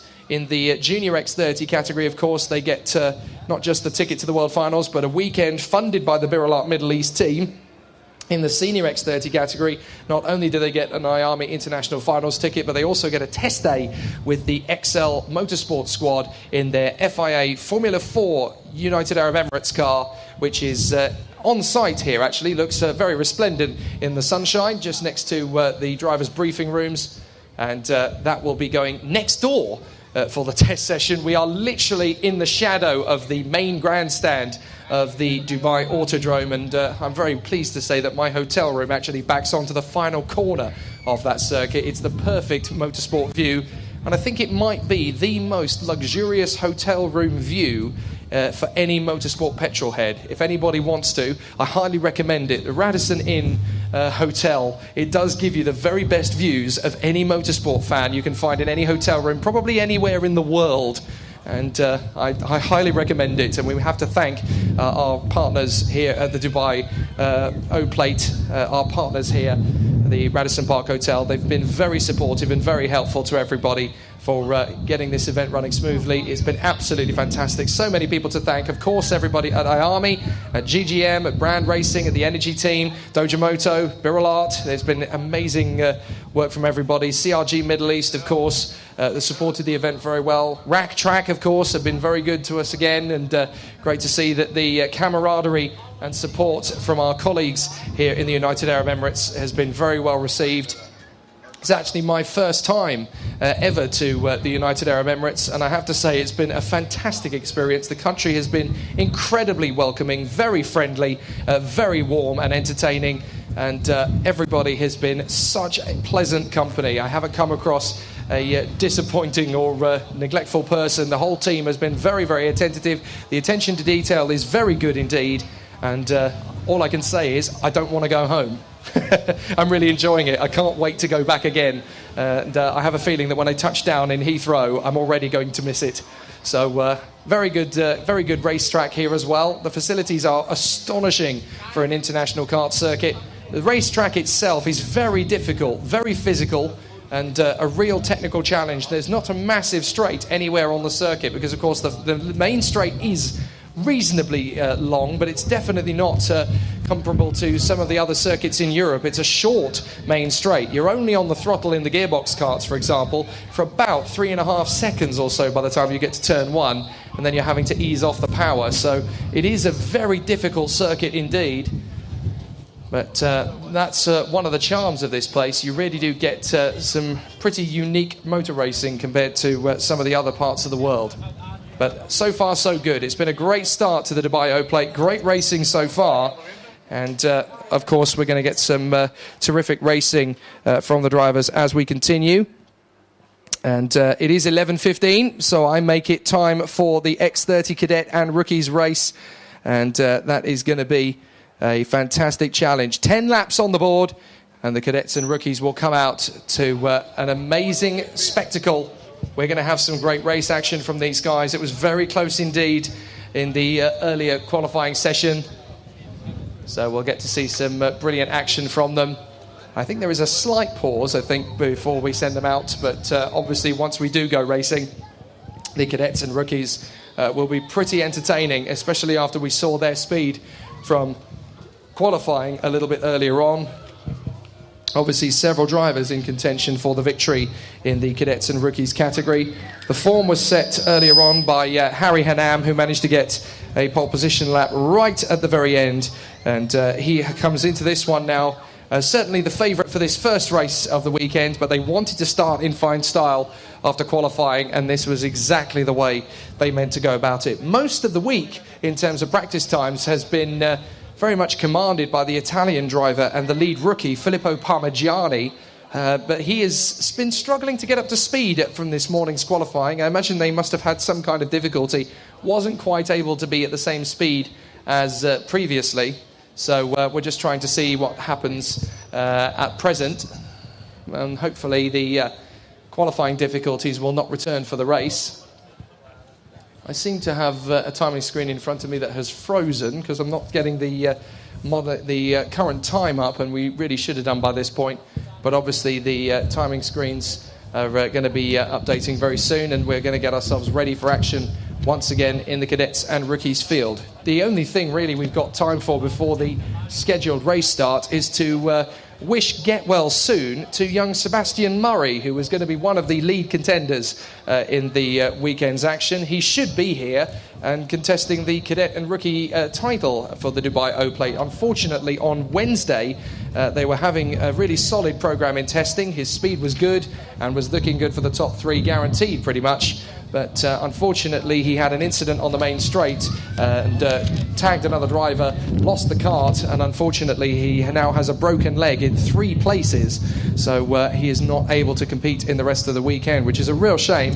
We wish Sebastian Murray all the best and hope he gets well soon. And I know that he'll be very frustrated indeed to not be in a position to go for the victory. However, he's obviously got a lot of stablemates who are going for the victory in other categories, and obviously all the team at Dojomoto will be wishing him all the very best and are racing in his honour, as it were. I know that they've got together, I think they managed to collaborate and got a nice little spare O-plate, which they've all signed with various messages of support, and they've got that out to Sebastian. It's very, very lovely, isn't it? I mean, it's great to see the camaraderie of the paddock, and it's not just that team that sent the messages either. It's all sorts of people up and down the paddock who have wished to get well soon to Sebastian. He's a very popular young character, and he'll be very frustrated and irritated to be sat in a hospital bed when he could be out there battling for victory. So there's going to be a slight pause, I think, now before we get ourselves underway with racing again. Obviously, we're in the heart of the United Arab Emirates karting season. The IAME series has already completed 3 weekends. The Sahara Cup was last month, and then we're here for the Dubai O-Plate. The championship continues with 3 more rounds, 1 a month for the next 3. And that, of course, takes us through to February to March, and then the season finale of the United Arab Emirates IAME series in April. So we're right in the heart of the karting season out here in the United Arab Emirates. It tends to be in the winter, of course, because it's cooler. If you get the normal summer temperatures of Dubai and Abu Dhabi at this sort of the summer point of the year, it becomes impossible to run karts at all. I mean, you try running a racing kart when the air temperature is 40 degrees Celsius. It's going to make the track temperature about 48 to 49, and tyres wouldn't last longer than about 2 laps in those conditions. So that's the reason why we run kart racing in the winter at this point of the year, because it's about normal for the European summer in terms of temperatures. But it means that the racing is just as good as it is in Europe. And I have to say, the maintenance and the quality of the circuit has been absolutely fantastic. It does get quite blustery over the course of the day, and that does help improve the circuit as more rubber goes down to it, because as the heat increases, the surface rubber of the track gets stickier, gets greasier, and that makes grip in the faster corners very, very good over the course of the day. And you will find that there'll be drivers making certain moves in certain corners. They'll find more speed, they'll carry more speed through corners later in the day as more rubber goes down, more heat gets into the tyres, and they'll find that the track is a lot grippier as the day goes on. It's one of those circuits that evolves with time, and it really is good to see just how it changes through the course of the day. So we're still waiting for the start of action from the cadets and rookies. And once we are underway, it will be a fascinating race. We have now got an updated board, which means we are about to get started. So I can talk you through the starting grid. 10 laps on the board, and the cadets and rookies' first heat will be underway shortly. Pole position goes the way of the Italian star Valerio Renicella from Federico Al Rifai, Filippo Parmigiani in third in front of Max Dexter from Ludovic Sambudla, Leo Nilsson, Sofia Necci and Zayed Haddad, Sakir Al-Qasemi and Ben Wade, as the drivers are now heading out onto the circuit for their rolling laps. They'll be waved out onto the circuit momentarily. Behind Ben Wade in 11th is Zach Stimson, then Hamza Al-Fayez, Oliver Naylor and Oscar Lambert, Matteo Quintarelli and Luca Horton, Ernesto Manfamulo and Enzo Ruggiero, my apologies. Those two are from the South African motorsport contingent, and they are visitors here for this one. So it'll be interesting to see how those two will go from the 9th row of the starting grid. Ernesto Manfamulo and Enzo Ruggiero. Harry Hanam in 19th position in the end, and Adam Alajari. Both of those two docked, I gather, basically failing weight checks. And then we have Sultan Kadali, I think the same penalty applied for him, and Enzo Pedraza. So Harry Hanam was the fastest in the qualifying session on times, but I gather that he, Adam Al-Azhari and I think Sultan Kadali as well, were all given penalties in qualifying basically for failing the weigh-in. And Enzo Pedraza will start from 22nd at the back of the grid. 22 drivers. They are out on circuit now, warming up those tyres. And it's going to be quite a fight back, I have to say, for Hanam, Al-Azari and Kadala. Those three are going to be fighting their way from the back of the grid. And with those three there in 19th, 20th and 21st position, this is going to be some race as we watch those three charge through the field and see just how much headway they can make up on the guys out front. But so far, so good for the Italian Valerio Renicella, as he will now take up residency in pole position. He was originally second on the starting grid. He will now go from P1. So this is going to be a good start for Valerio Renicella. They will now ease off surely and start to file up into their grid positions. But it's a bit late that they are filing up, so we may end up having to go for another rolling lap. They are trying to get themselves into formation, but I have a feeling they've done it a bit late. I think they'll have to go around again to get things into proceedings. It'll all be down to Martin Bean and the team there in position. They'll be keeping an eye on things, and whether we'll get another rolling start or not entirely sure. They are trying to ease things up. Are we going racing straight away? Yes, we are. Green flags, I believe. So we are racing. Straight into the action we go, and it is a good start from the front for Renicella as they tussle their way through. Already a few battles in the early stages. It looks as though it's a clean start through 2 and 3 as everybody runs together. A couple of drivers going over the curbs, but that's okay. They've just about managed to get away without incident through the first few corners, and it'll be the real test of a couple of drivers going for an overtake here or there that will be really telling once they come into the braking zone. Underneath the bridge for the first time, Valerio Renicella still holds the advantage at the front end of the field. Federico Al-Rifai is trying to shake off his combatants around him as they battle away through that first chicane. Everybody through cleanly at the moment. No major dramas. A couple of drivers running wide here and there, but some good racing in the offing as they run through that tight, twisty section in the middle of the lap. They come into that final S's and then up to the right-hand hairpin that completes the lap and onto the main straight. It looks good for Valerio Renicella to keep the bandwagon rolling for the Italians as he leads the way at the end of the first lap. Valerio Renicella leads. Second position is now, let's double check as they come through. Valerio Renicella leads Parmigiani. Al-Rifai in third. Sambudla is up to fourth place from Dexter, Nechi, Al-Qasemi, Wade, Haddad, Naylor Hanam in 11th already. Al-Fayez, Stimson and Horton. Yellow flags up at turn 2. So somebody's had an incident there, but it's only a temporary one. I think it might just be a spin and a recovery job. But Harry Hanam is up to 11th already from 19th on the grid, having had that lap of his taken away on a technicality. He has already stomped his way up to 11th. Looks like he's making up even more places as he charges his way through into the S's. I make that 8th position for Harry Hanam already. Absolutely incredible the way he's gunning through the field, charging his way through rapidly.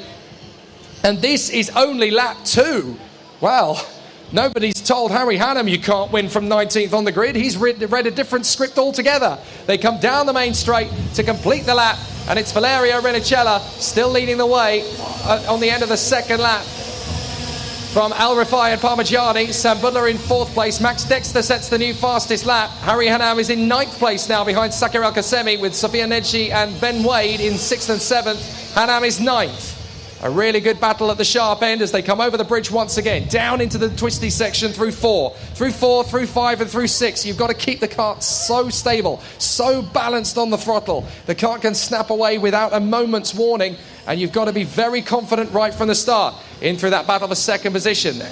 Parmigiani really trying to get back on terms with Federico Al-Rifai as they come through on the far side into the long hairpin. This is not going to be easy for Parmigiani now in third position as the leading rookie. He wants to win the whole thing. Max Dexter is still there in P5, tucked up behind Liverve Sambudla. And Liverve Sambudla, the South African, still running well there, looking for an opportunity to break into the top 3.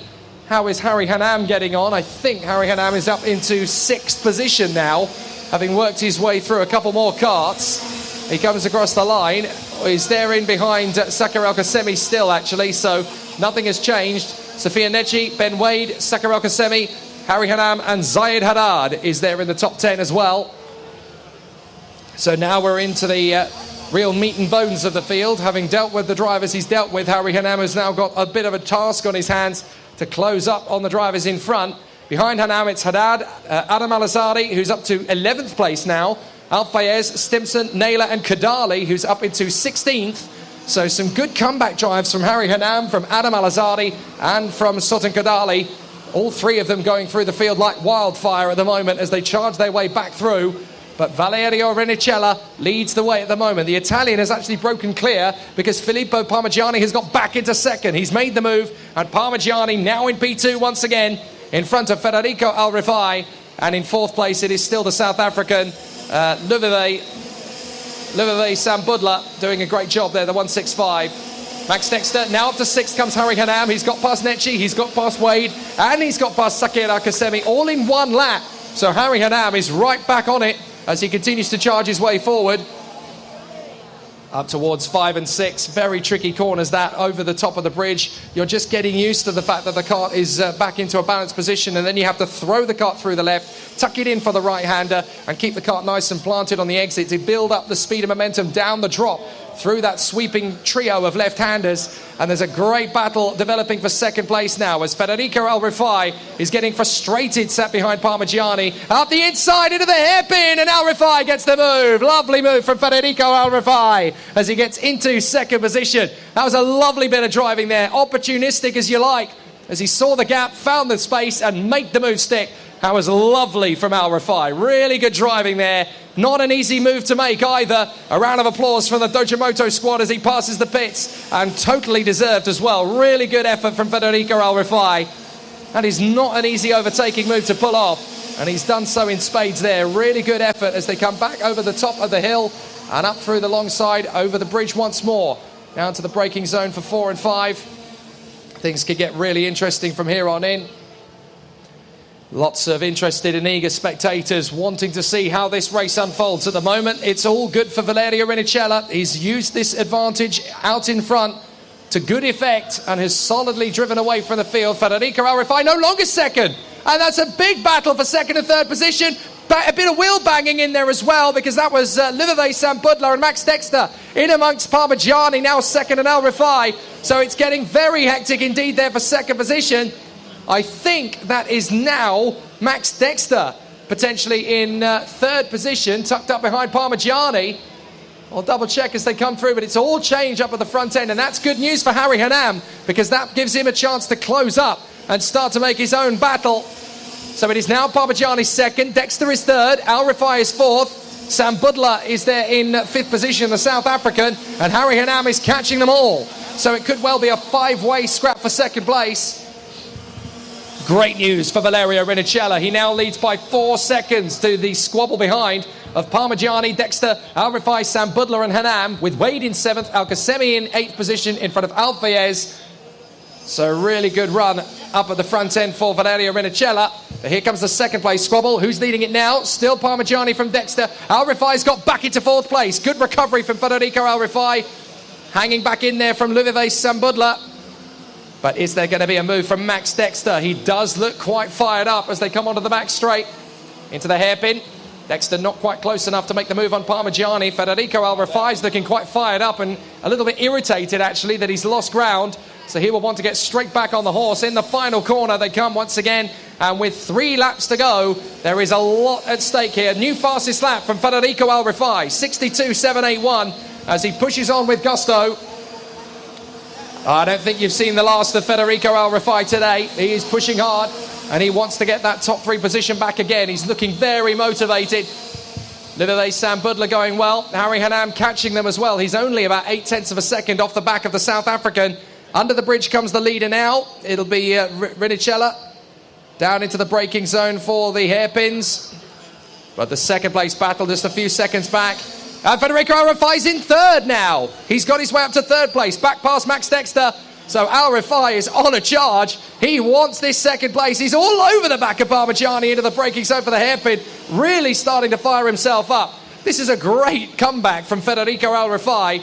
A lot of drivers would have let the pressure of losing that momentum get to them. Not Federico. He's got good resolve, good composure, and he's getting back on with it.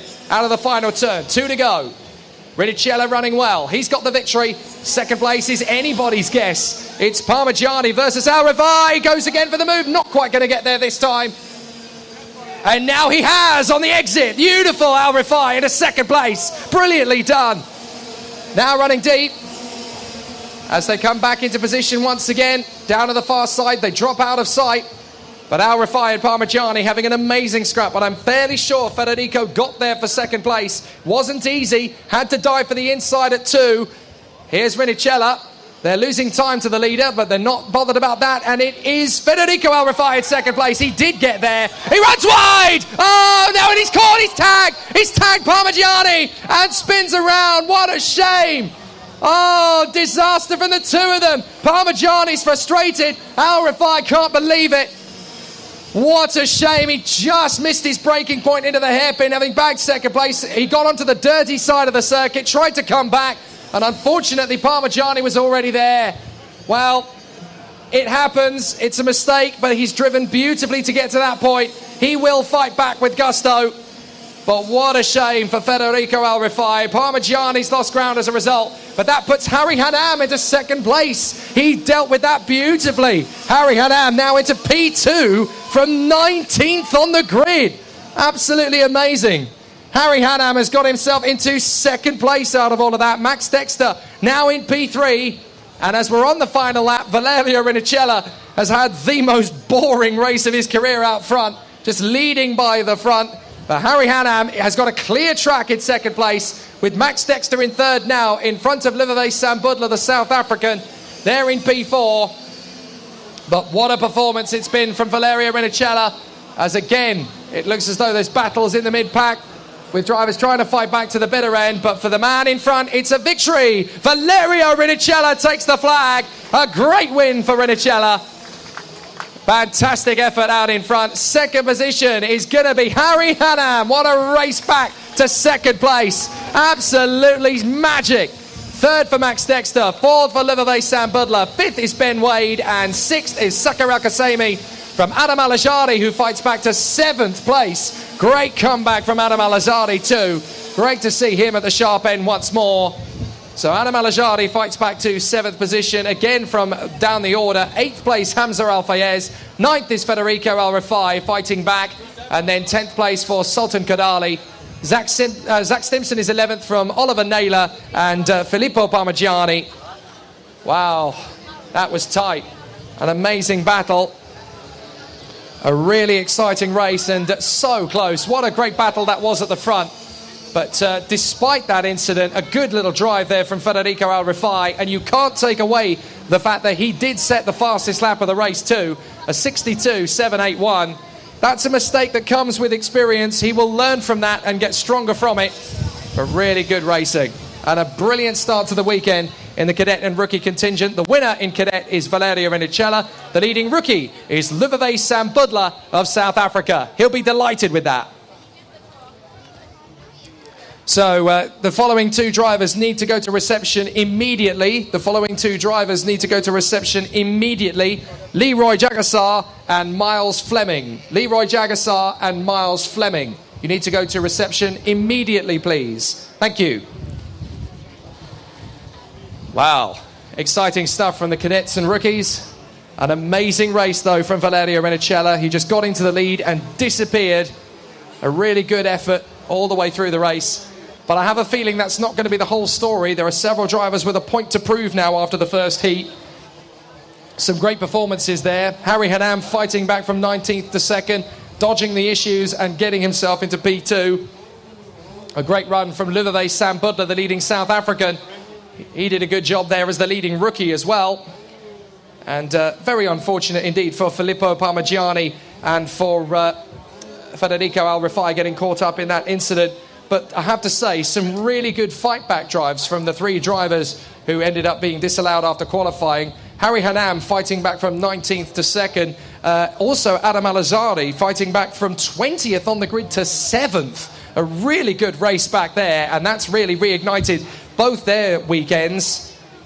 And now we come into the action for the second time today for the Bambinos. Now, if you'd have asked me this morning who's going to win the Bambinos, I would have said it'll be a dominant run from Shonal Kunamal. Now, I'm not so sure. The way things are going for Leonard Titica, he is really starting to fight back. And let's not forget that Leonard Titica is the only man other than Shonal Kunamal to get a win in the United Arab Emirates IAME series this year. So he does have the ability to do this, and he's made amazing gains forward. To be fair, after the practice sessions yesterday, these kids are definitely starting to move further forward. They've got a lot of good speed to come, and the driving talent is really starting to flow through now. Still a second deficit to Shonal Kunamal, Leonard Titica, but he is making so much progress after yesterday. And that's the thing, when you're out there, you just have to get on with it. You're doing the job and you're finding the time by being out on track. And it's all about confidence and that air of display. You've just got to get out there and get the work done. The session has begun in the Bambini Dubai O-Plate field. So the 12 drivers are going to be heading out on circuit and banging in those laps. 10 minutes out on circuit. They are not allowed to race, of course, the Bambinos, because they are too young, aged between the ages of 6 and 8. And they are the starting point for international competition, Bambino. The sport has grown rapidly in the last 10 years or so. It was just an idea, just a concept around about the latter stages of the noughties. And now they are big business, the Bambinos. Great to see that there are international competitions as well as the National Brigade Championships all over into Europe, the Middle East, into South Africa, and into the Americas and the Australasias. But it's really good to see the drivers here at the Dubai O-Plate in the Bambino category running so well. So the first few drivers out on circuit. Attention on the drivers who have headed out in the order that they have been designated to. But it's also about how the drivers are getting on in terms of their fastest lap times. They've got to utilise what they've learnt from the first time trial and try and get some more speed. A nice recovery there, actually, from a very wayward Mohamed Al-Qasemi. Just losing the kart a little bit through the chicane, but he caught it very well. That's the thing at this level. You're learning all of the intricacies of driving these karts at speed. You've just got to get on with it, and you learn on the job. So these guys have obviously been thrown in at the deep end, but they are coping remarkably well. They all are, actually. And the driving ability of these youngsters is astonishing. I have to keep reminding myself that these guys are only 6 to 8 years old. And I have to say, I have 2 children who are aged 8 and 6, and I really, really hope, for my sake and for my bank balance's sake, that neither of them get the idea of racing. It's... I don't envy any of the people on the grid who have an international racing driver in their stable, aged just 6, 7 or 8. That's one heck of a mission. I couldn't do it myself. Drivers come through, and the first flying laps are upon us. Max Murray gets the first lap on the board, a 1:19.9, just in head of Karim Azzi. And Cohen Naylor, who's put a banker of 1:27.1 in. That will get faster as the session goes on.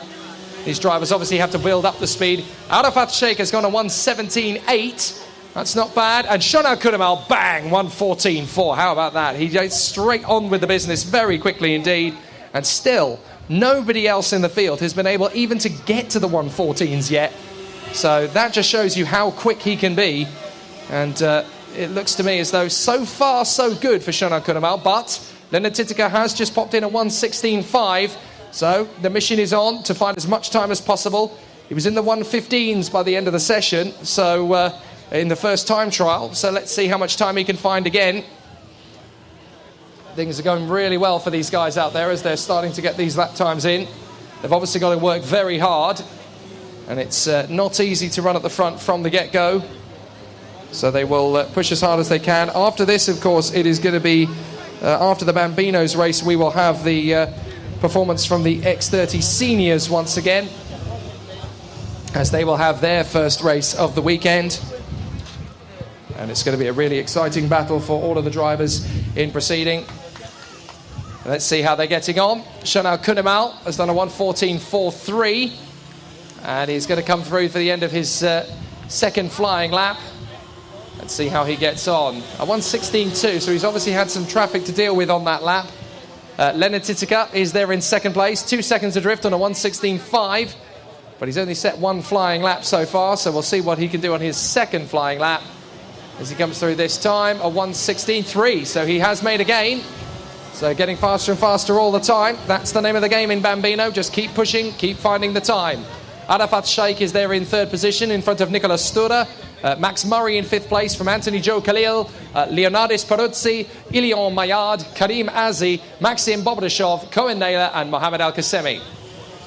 So the drivers running well in that order at the moment. A nice gaggle between them. A few of these guys in their first ever international competition, you've got to remember. Some of them have raced here before and done time trials here before. But this is, for a lot of these guys, their first ever international competition. And that comes with all sorts of pressures, challenges and motivations to be as fast as you possibly can be and to find ways of going faster and faster. So Shonal Kunemal leads the way at the moment from Leonard Titica. Nicolas Stura comes up to 3rd place. So Nicolas Stura now in 3rd position, emulating Alessandro clearly. After his win in the gearbox earlier, Nicolas wants a piece of it.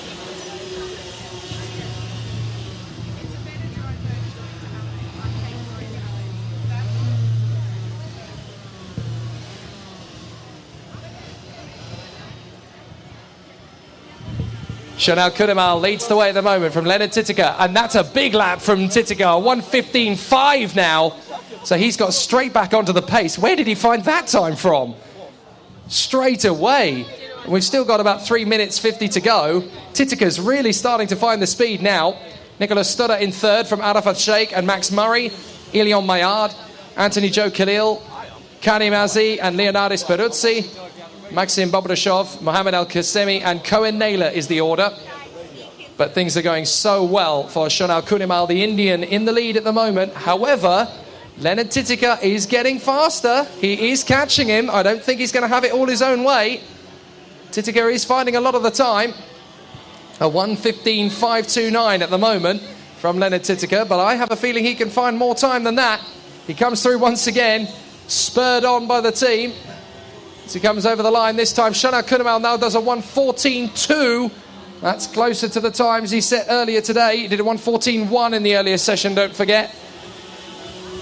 And we're getting there. We're getting closer and closer to the times. And a 1:15.3 from Leonard Titica. So he's getting faster again. So much time being found by these youngsters. Another new personal best from Max Murray. He does a 1:17.8. And Ilion Mayard has just popped up on a 1:19.0. Anthony Joe Khalil's gone well. He's done a 1:19.5. And Maxim Bobdashov getting a personal best in there as well, a 1:20.4. There's not a lot between these guys. Don't take away from the fact how hard it is when you're a 6-year-old, a 7-year-old or an 8-year-old to race at international level in a time trial event. These guys are doing such a good job. And there's not much between them at all. So Shonal Kunemal currently on a 1:14.2. That's not a bad run at all from Shonal Kunemal. Leonard Titica is still there on a 1:15.3, only a whisker over a second adrift. So these two are definitely going to be the form players over the course of the day. Nicolas Stura running well in 3rd in front of Arafat Sheikh. And Max Murray and Ilion Mayard in the top 6. Anthony Joe Khalil is 7th in front of Karim Azi. Leonardis Peruzzi now on the pace again. Maxim Bobdashev, Mohamed Al-Qasemi and Cohen Naylor having a really good run. So with just a minute and a half to go, how much more time can Leonard Titica find to close up on Shonal Kunemal? At the moment, the Indian is still on the top spot. Shonal Kunemal being caught by Leonard Titica, who's trying to find more speed and more time as he comes through. That's Ilion Mayard going through, trying to find some more speed. Anthony Joe Khalil likewise. His best is a 1:19.5. That's good enough for 7th place. If he can find just a little over half a second, he'll be on the pace with Ilion Mayard. And looking at a top 6 spot, Nicolas Stura remains on a 1:17.7. Literally, his time was only 0.02 of a second slower than his best on that last lap. So the consistency is really strong from the Bambinos. As they come through this time by, we're going to see if there's going to be a big gain again from the leading contingent. Max Murray still on a 1:17.8 for the best lap. He's just done a 1:17.9. So the pace is there or thereabouts. This is a really good run from the Bambinos as they continue to find speed, continue to find time. And some of these guys are just looking for the confidence to make that step further forward. We know where the pace can be. Shonal Kunemal's hitting it. But these guys are all trying to find the confidence to get there. A 1:15.2 from Leonard Titica. A 1:15.293. So again, he's within a second of Shonal Kunemal. These two really are the class of the field so far in Bambino. Shonal Kunimal and Leonard Titica having a really good run, these two. A second apart from each other. Nicolas Stura in third place now from Arafat Shaikh and Max Murray. Ilion Maillard, Anthony Joe Khalil, Karim Azi, Leonardis Peruzzi, Maxim Bobrishev, Mohamed Al-Qasemi and Cohen Naylor. And the checkered flag is out. Nicolas Stura remains in third. Is there going to be a last gasp? Well, he had a brilliant final lap, a 1:16.9. Much better from Nicolas Stura. That's a really big gain from Stura. That's about as fast as second place was going earlier. So that's a really good lap time there from Nicolas Stura at the end of the session. A 1:16.9. He can be very happy with that, actually. That's a big gain for Stura. So third position for Stura. Max Murray's going to remain in fifth. What about the top two? They'll be coming through. Shonal Kunimal and Leonard Titica surely will be finishing their final flying laps. Shonal Kunimal remains on a 1:14.2. No problems there. Leonard Titica comes through and does a 1:15.1 for the final lap. So that's 0.8 of a second back. Really good work, actually, from Leonard Titica. He's done a very good job there. And that's a really good effort. An absolutely fantastic performance so far from them. They can be really happy with that. But Shonal Kunimal has got the victory in this second time trial. So far, so good. Leonard Titica in second position from Nicolas Stura in third. Ilion Maillard is in fourth place from Arafat Shaikh. Max Murray. Leonardis Peruzzi in seventh place. Eighth position for Anthony Joe Khalil.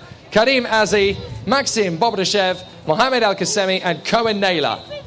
Really good performance there from Leonardis Peruzzi at the end there. Karim Azi getting a ninth place with his final lap, a 1:19.7. And Ilion Maillard has just popped up to fourth position at the very end there. What an amazing lap. A 1:17.7 from Ilion Maillard. Guillaume Maillard very happy indeed with that one. Fantastic from Ilion Maillard. That pace just came out of nowhere.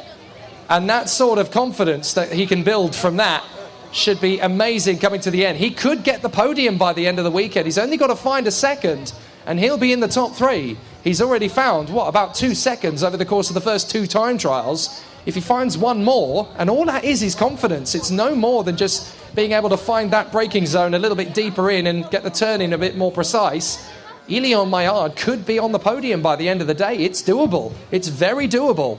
So very good work indeed from Ilion after a difficult day. And he hasn't even seen the circuit, really, before today. His first appearance on the circuit was yesterday. So he's not done anywhere near as much testing as a lot of the other drivers in the field. So fantastic work from Ilion Maillard right at the very end to get the performance there. Absolutely sensational. Lots of confidence and lots of good performances coming through from the Bambinos. Really exciting racing here at the Dubai O-Plate, here at the Dubai Kartdrome. Just a few miles away from the city centre of Dubai. Well, we're here in Motor City, in the shadow of the Dubai Autodrome, the main grandstand of the start-finish straight, which just 7 days ago saw the start of the 24 Hours of Dubai. Amazing to see the great racing here. Absolutely fantastic. So really good racing, really good action so far, but there's plenty more to come. And that was only the second time trial from the contenders here so far. Really, really good stuff. We've seen some absolutely terrific race action from the drivers. And the Bambinos have put on a really good show, to be fair. It's been an absolutely fantastic performance. So while we're waiting for the next race to get underway, let's have another... Well, let's grab a word, actually, with Hamda Al-Khabaisi. Hamda, good to see you. That was a really good first race, because there were all 5 of you at the front end. We're really getting some really good performances there. How was the kart feeling? The kart was really good. I messed up a bit in the starts. Started on the outside, so it was really hard to get in. But overall, I think I had a good speed, and I was very consistent, and we look forward to the next heat and see how it goes. It must be very tricky racing a shifter on this particular circuit, because with so many corners that just come one after the other, it must be really tricky to build a good rhythm. It is very hard, but I enjoy it. It's so much fun, so yeah. And in terms of one lap pace, you and Amna are actually not too far away from each other. It looks like the CRG team have brought a really good grid for this one. Yeah, me and Amna are always competing, and we're always fighting off and on track. So we'll see how it goes the next heat. I really enjoy racing against her. I learn a lot, and it's a really good experience. So yeah. Well, this year she's a W Series candidate. Maybe next year you will be. Hopefully, yeah. Thank you, Amna. Good to talk to you. Thank you. Really good racing from the Alcobacy sisters in the shifter category. You'll see more of them over the course of the weekend. It's going to be really good to see how they get on, actually, because I have a feeling that at least one, potentially even both of them, could be a threat for the overall podium come tomorrow's grand final in the shifter category. You've got to remember there's 5 drivers in that battle, all with a good chance. You've got Studer, you've got Hogg, you've got Al-Ali, but then you've got the 2 Alcobacy sisters both on the pace as well. So that shifter final tomorrow is going to be very, very tight. You'll see them out again for their second and third heats as the day continues. We'll see some great racing from them as the battle continues. But the Bambino result, obviously, we can now confirm it again. It's Shonal Kunimal who gets the victory in the second time trial session. 8/10 of a second now only ahead of Leonard Titiker. After yesterday's practice, it was about 2.5 seconds. This morning, it was a second. Now Titiker is only 8/10 of a second away. If he keeps that up, he could well beat him by the end of the day. So that's going to be very interesting. Now we come to the X30 Senior and Masters grid. And this is going to be such a good race. Joey Hansen snatching pole position in the dying seconds of qualifying earlier in front of the Peruvian Mauricio Hernandez. And then in third place on the grid, Manaf Hijawi from Liam Crystal of Brazil, Karl Kumaran of India, and Elliot Harvey, the Brit. Dennis Bahar, Leroy Jagasar, Jacobo Mazza, and Valentino Fritsch come next from Craig Shenton and the Romanian driver Vlad Dobrioto. Sorry, I'm always going to say this one wrong. Vlad Dobritoyo, I think it is. My apologies. Someone will correct me if I've got it completely and totally wrong. 13th, Rami Azam, and 14th, Hugo Jid. Amir Al-Najjar and Miles Fleming are next from Jano Toysing, Harry Barlow, Abdelrahman Dulamai, Prashant Koshar, Gianluca El Mozzi, Demetrius Papanastasiou, Ekaterina Kazakova, Dario Rubio, Danny Alves, Colin Marshall, Daniel Becker, and Alex Waring. What a field. So many champions and vice champions of various European and world disciplines. So many great contenders. I know obviously there's going to be a following for the British drivers, obviously for the listeners of Downforce Radio who are listening along at home or wherever it is in the world that you are listening from, of course. It's not just the British we're keen on. Obviously there's a lot of local talent on the grid, but the Biralat Middle Eastern team have come here with one objective. They want to win, and their man from Jordan, Manaf Hijawi, is hoping to fly the Jordanian flag on the top of the podium at the end of the weekend. But so far, it looks like it's going to be a Dutch flag. Joey Hansen has popped up with an amazing qualifying lap in the dying seconds of the earlier session and snatched the pole position away from Peru's Mauricio Hernandez. 12 laps of this first race of the weekend for the X30 senior contingent, and it will be so tight. But you've also got to take into account the likes of Liam Crystal of Brazil. He will be a strong contender as well, and he's been very strong in the days leading up to this race in practice and qualifying as well. He was very sharp. Kyle Kumaran has made the step up from junior to senior in the last few weekends, and the Indian is right up at the sharp end of X30 senior. And of course, a lot of the British fans will know of the comeback story of Elliot Harvey, who had a major accident midway through his most recent campaign last season, fought back with gusto at the end of the season in the British Championships and really showed he's lost none of his speed. If anything, he's actually quicker than he was before. So great to see him fighting back in the top 6. There's going to be some drivers on the lower fringes of the top 6 who'll want to make progress as well. A lot of talented drivers in this field. It'll also be interesting to watch the Masters category. The likes of Ekaterina Kazakova and Dario Rubio fighting for the Masters contingent as well. So there's a lot at stake here. Prashant Koshar of India will want that top spot in the Masters contingent as well. But there's going to be so much challenge from El Mozzi, from Kazakova, from Rubio, from Alves. There's so much at stake.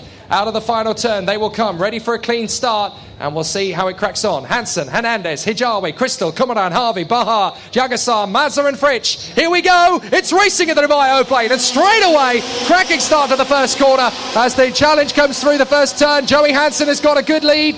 No problem at all as they head into turn 2, and the squabble begins in earnest. It's a great start from Joey Hansen as the field squabbles through the first couple of corners. No major dramas. The patient few at the back of the grid just keeping it nice and tidy. You can't lose the race. You can't win the race on lap 1, but you can definitely lose it. So they've got to be very careful how they go about their business in this first lap. As they come under the flyover for the first time, it looks to me as though it's still Joey Hansen who leads the way into the braking zone. A good battle there, as I think that is Crystal. No, that's Elliot Harvey. That's Elliot Harvey having stormed his way through. What a start from Harvey. Second position already. Absolutely terrific charge there from the boy wonder from Great Britain. Absolutely terrific as they charge through on the back straight. Lots of good overtaking moves in the midfield. That looks like Matafajawe trying to fight his way through on the inside of the chicane. Not quite able to do so. Battles all the way down the field as they come through. It's Morriseo Hernandez who actually leads it. Harvey second from Crystal and Hansen. So Hernandez leads the way, not Hansen. But it is definitely Elliot Harvey in second position as he charges his way through. The battle is still going strong over the bridge in the top six. Crystal Hansen, Hijawi and Bahar snapping at each other's heels as they come through at the end of the first couple of laps. This is going to be such a great race. Hernandez leads the way for Peru. And in second place, it is Elliot Harvey with so much squabbling behind. 4 or 5 karts in the mix. And is that Harvey now leading? That is Harvey now in the lead. Elliot Harvey has got through and takes the lead of the race from Hernandez, who has now fallen back into the clutches of Crystal Hansen, Hijawi, Bahar and Yagasar. Absolutely terrific.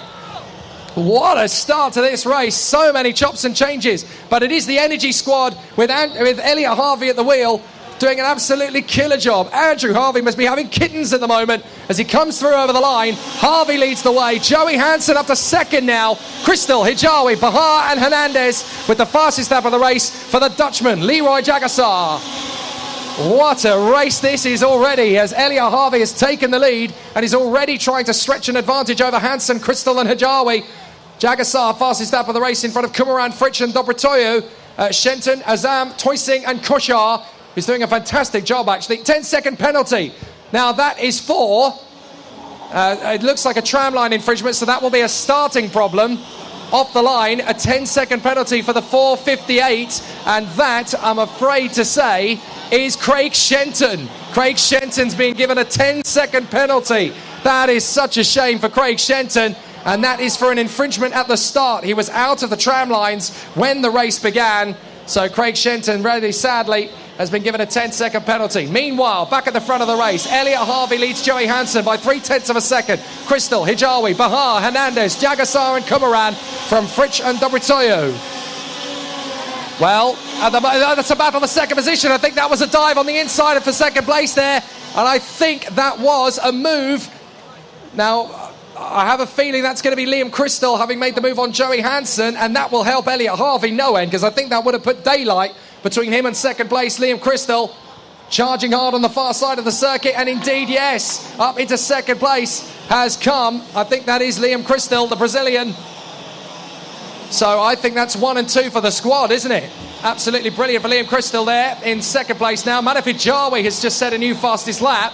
The Jordanian still trying to fight his way through and going for third position in the hairpin. Not able to overhaul Joey Hansen there. Left the move too late, but he can fight back for another one. This is absolutely spot on for the team out front, though. Elliot Harvey leads the way. Second place for Liam Crystal. Hansen, Hijawi, Bahar, Jagassar, Hernandez and Kumaran, who has just set the new fastest lap. And now there's a battle again as Hijawi tries to overhaul Hansen. Hansen's not going to let that one happen. Joey Hansen holding station in front of Manafajawe as they drop through turn 5, through turn 6 as they battle away down to the backside of the circuit. But Harvey and Crystal, 1 and 2 at the moment. Great work for the Energy squad. They've really pulled out the stops this time. But Crystal is right on the back of Harvey. Crystal's going to go for the move, I'm sure of that. As Hijawi now fights his way to third position. And on the inside, Crystal makes the move. Crystal gets through. Absolutely terrific from Liam Crystal. He gets the lead of the race there into the hairpin. So Crystal in front of Harvey, and further back Manafijawi has got through into third place in front of Joey Hansen with fifth place. That looks to me like Dennis Bahar. The Swiss driver has now been passed by Leroy Jagassar. Well, watch as they come through, but it is Crystal leading the way. Second place Elliot Harvey. Third is Hijawi from Hansen, Bahar and Jagassar. Hernandez in seventh place. Great racing. Absolutely terrific at the front end. Lots of overtaking, lots of good battles, and we're only 5 laps in, 7 to go. The leaders are over the crossover once again, but Liam Crystal has pulled out an astonishing move and has got himself to the front end. A genius bit of driving there from Crystal. Elliot Harvey's not given up though. He's still going to push hard. And for third place, Joey Hansen gets back on Hijawi. Drifts out wide, up the inside, trying to go for fourth place. That was a killer opportunity from Dennis Bahar, and he hasn't been able to make it stick. Bahar now comes back at Hijawi into the hairpin, makes the lunge and is there. Brilliant move from Dennis Bahar. Superlative driving. Now he's made the move. Oh, the problem in the final turn. Oh, that's all gone wrong. That was very close indeed. And unfortunately, that has caused major problems. So unfortunately, that is a big problem on the final turn. Manaf Hijawi down to 10th position as a result of that. Bahar down to 7th. Two of them tagging and have dropped down the order, but it's all gravy for the two men out front still. Crystal and Harvey still in a good position as they continue to run in full flow. Crystal, Harvey, Hansen, Yagasar, Hernandez, Kumaran and Dennis Bahar is the order now. Dennis Bahar will be absolutely hopping mad with frustration. Valentino Fritsch is in there with teammate Manaf Hijawi. Valentino Fritsch on the Kubica chassis is running very well in front of teammate Hijawi, and they've both managed to deal with the man in the mix with them. That is Vlad Dobrituyu. Craig Shenton obviously is still there in position, but with a 10-second penalty for escaping the tram lines. Crystal leads from Harvey. Third is Joey Hansen with the new fastest lap of the race. This is such a tall battle now in the leading gaggle of karts. So much at stake. Great racing all the way through, but it's never easy as the battle rages on. And still a nice tussle at the front end, but Crystal from Harvey is still the order at the lead end of the field. They will continue to charge forward. Crystal still dealing with the pressure from Harvey. Harvey pushing no more than he needs to. Third place, Joey Hansen, nicely in contention now from Leroy Jagasar, his Dutch colleague. Mauricio Hernandez, Dennis Bahar. Then it is Valentino Fritsch in front of Manaf Hijawi. And it looks as though in the top 8 at least, that's the way it's going to stay. With 5 to go, it looks fairly comfortable. We're not done yet with some of the other battles in this field, but it's still going to be very tight. Crystal and Harvey still running well as they run out in front. Harvey just following in the wheel tracks of Liam Crystal, just looking for every opportunity. Through turn 3 they go.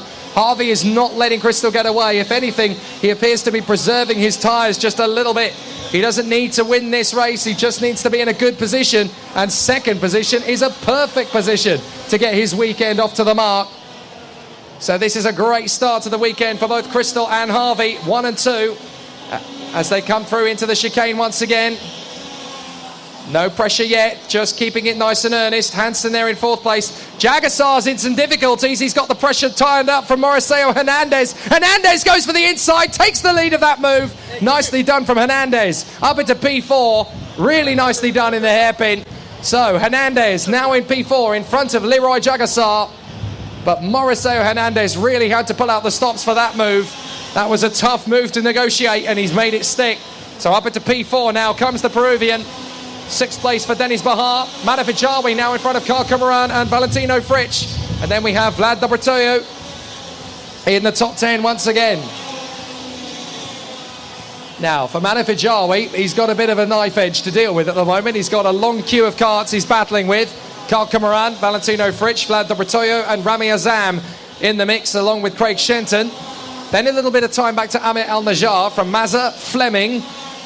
Just looking for a few men down the order as well.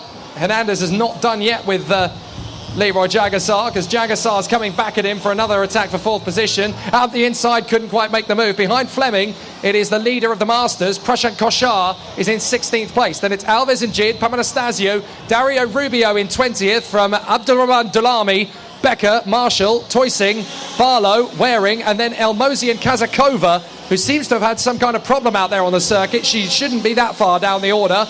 She's a lot faster than that, was knocking on the door of the top 20 through the practice session, so I gather there's been some form of incident there to drop Kazakova back.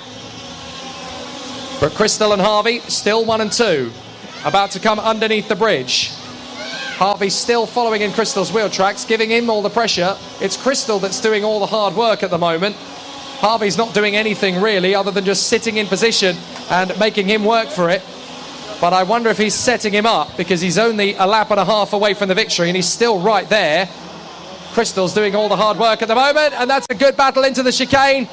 as there's a good dice for position in the mid-pack there. That looks to me like those two still squabbling away, dicey for position. That is Amiral Najjar and Jacopo Mazza, I think, still squabbling away, having a good race in the midfield, and those two are dicing away. 1 lap to go, and for Liam Crystal, it's just about hanging on in front of Elliot Harvey.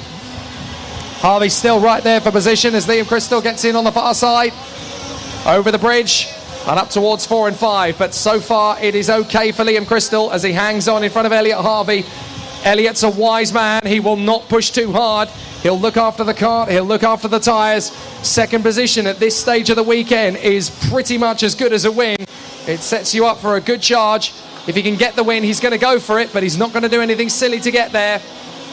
The leading three have broken well clear. Hernandez seems to have dealt with Leroy Jagassar for the moment, and Manafajawi has caught up to Dennis Bahar, but it's not going to be enough to overtake him.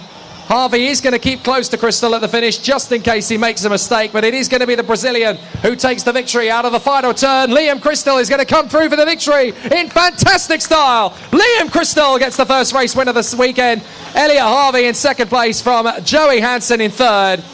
What a race in Senior X30. Cracking activity on track today from the Senior X30. That was one heck of a show. Hernandez in fourth from Jagassar, Bahar, Hijawi, Kumaran and Valentino Fritsch. In 10th place it is Vlad Dobratoyu, Shenton Azam, Al Najjar, Mazza, Fleming, Alves, and the leading master is Prashant Koshar. The Indian has come through as the leading master. A fantastic effort from Prashant Koshar. He'll be delighted with that. Hugo Gide, Dimitris Papanastasiou, Dario Rubio in 20th position as well. And then coming through for 21st place, it would be Abdurrahman Dulami, then Dan Becker, Callum Marshall, Harry Barlow, a difficult race in 24th, Jano Toysing, nowhere near where he wanted to be, Alex Waring, and then the frustrations for Ekaterina Kazakova and Gianluca Elmozi. Those two further back from where they should be, but terrific race action, absolutely astonishing.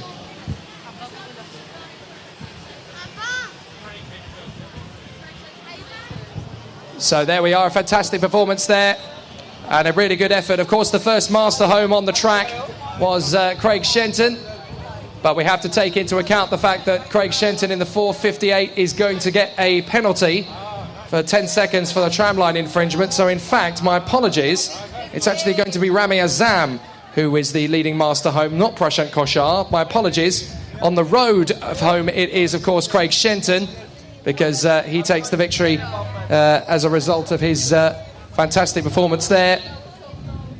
But with Craig Shenton getting that tramline infringement, it's going to be Rami Azam who takes the victory in the class. Unfortunately, our timing screen has just gone in front of us, so that's going to be a bit of an interesting one come the next race. But fantastic race action and really good battles from all of the drivers out there who have put on such a fantastic show so far. But no, really good action, really good racing indeed. And I think we're going to see more of that come the next race. But obviously a fantastic effort from Liam Crystal. He takes the win in front of Elliot Harvey, Joey Hansen, Mauricio Hernandez, Leroy Jagassar, Dennis Bahar, Manafajawi, Carl Kumaran, Valentino Fritsch and Vlad Dobratoyu. So great racing there. And now we're getting ourselves ready for the IAME X30 Junior. Kamal Agar on pole position from Jamie Day and Anshul Gandhi.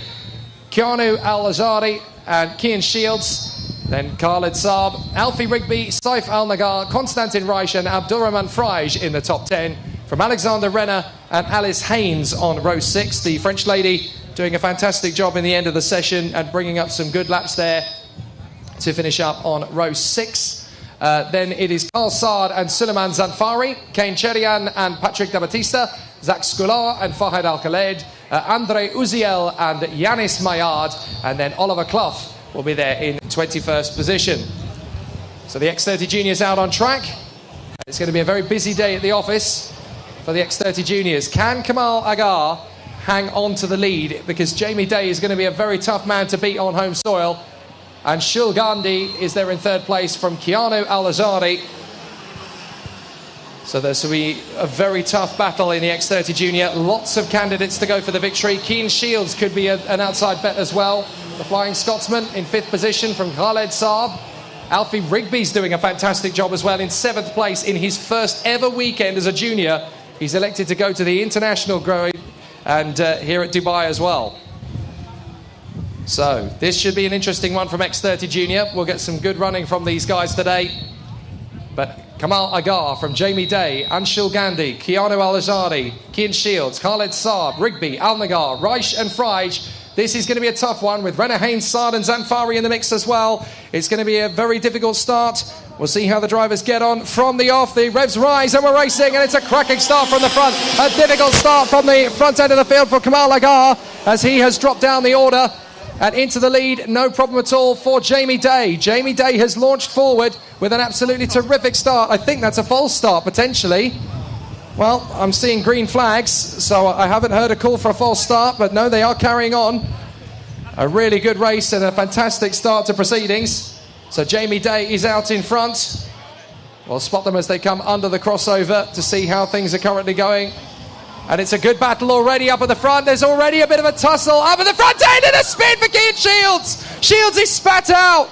That is such a shame for Shields. Completely not his own fault there. Two carts got into the walls in front of him, and Kian Shields was spat out in the middle. What a disaster. One of the fastest men in the field. He's had absolutely no luck at all there. What a shame for Shields. He did not deserve that. So back out of the front, leading the way, it is Kamal Agar from Jamie Day. Those two battling away. Keanu Al-Azhari now finds himself in third. Jamie Day's going to battle and grab the lead of the race away from Kamal Agar as they continue to battle away. And it looks like there is a 10-second penalty being handed out. Again, it is a tramline infringement, and that is going to be for the 204. Alfie Rigby got caught up on the first lap as well. But the 204, that's Abdurrahman Freij. Abdurrahman Freij has been given a 10-second penalty for a tramline infringement. Look at the top three squabble away. Absolutely terrific now. We've got Agar in there, Jamie Day in there, and Keanu Al-Azhari. Absolutely spectacular racing for the leading three as they break clear. Keanu Al-Azhari is trying to get his way through on the inside of Day, and Agar is swarming all over them at the moment as they try to make their way, protecting the inside like crazy as Al-Azhari tries to get in on the inside of Kamal Agar, I think it is.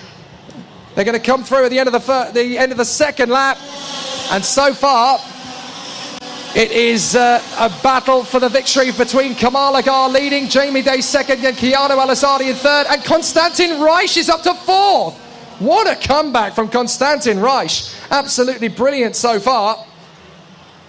So amazing battle at the sharp end. But the big question now is who is going to get the mate forward. Unfortunately, a very bad day at the office so far for two of the top Brits in the battle. Kian Shields and Alfie Rigby both spat out to the scenery in the opening lap. And now they've got to fight their way through.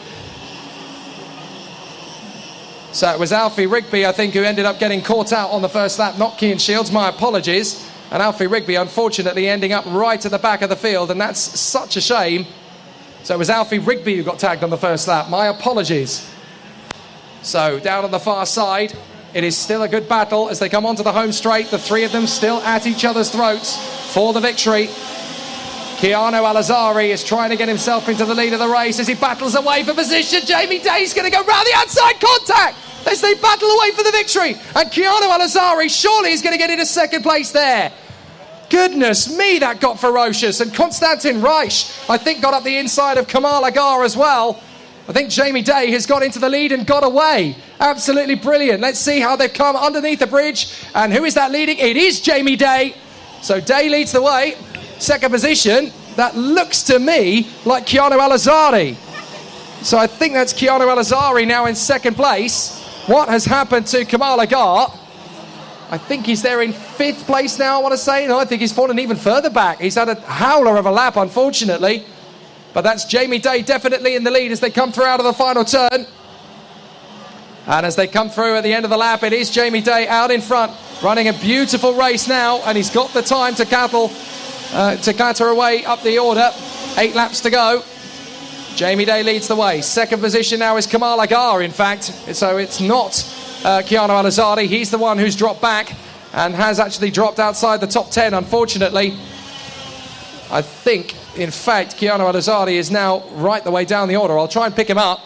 But Jamie Day leads the way, and it is Kamal Agar who is there in second position, battling away with Khaled Saab. Then Konstantin Reich, Kian Shields in fifth from Alexander Renner, Suleiman Zanfari, Abdurrahman Freij, Carl Saad, Fahad Al-Khaled, Zach Skola, Saif Al-Nagar and Alice Haynes. Now, where is Keanu Al-Ajari? Because he was right up in third position at one stage. I think he's ended up falling off the road somewhere. He's down to 19th, so all sorts of problems there on that lap.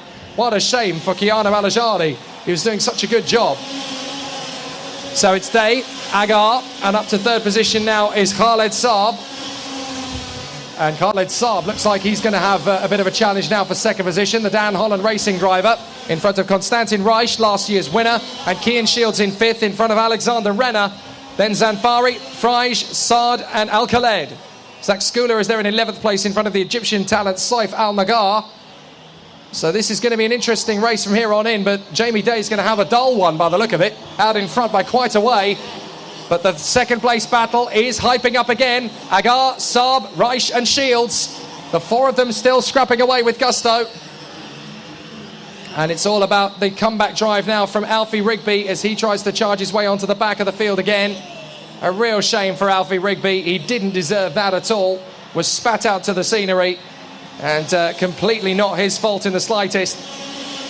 So Jamie Day, Kamal Agar, Khaled Saab, Konstantin Reich and Kian Shields in the top five.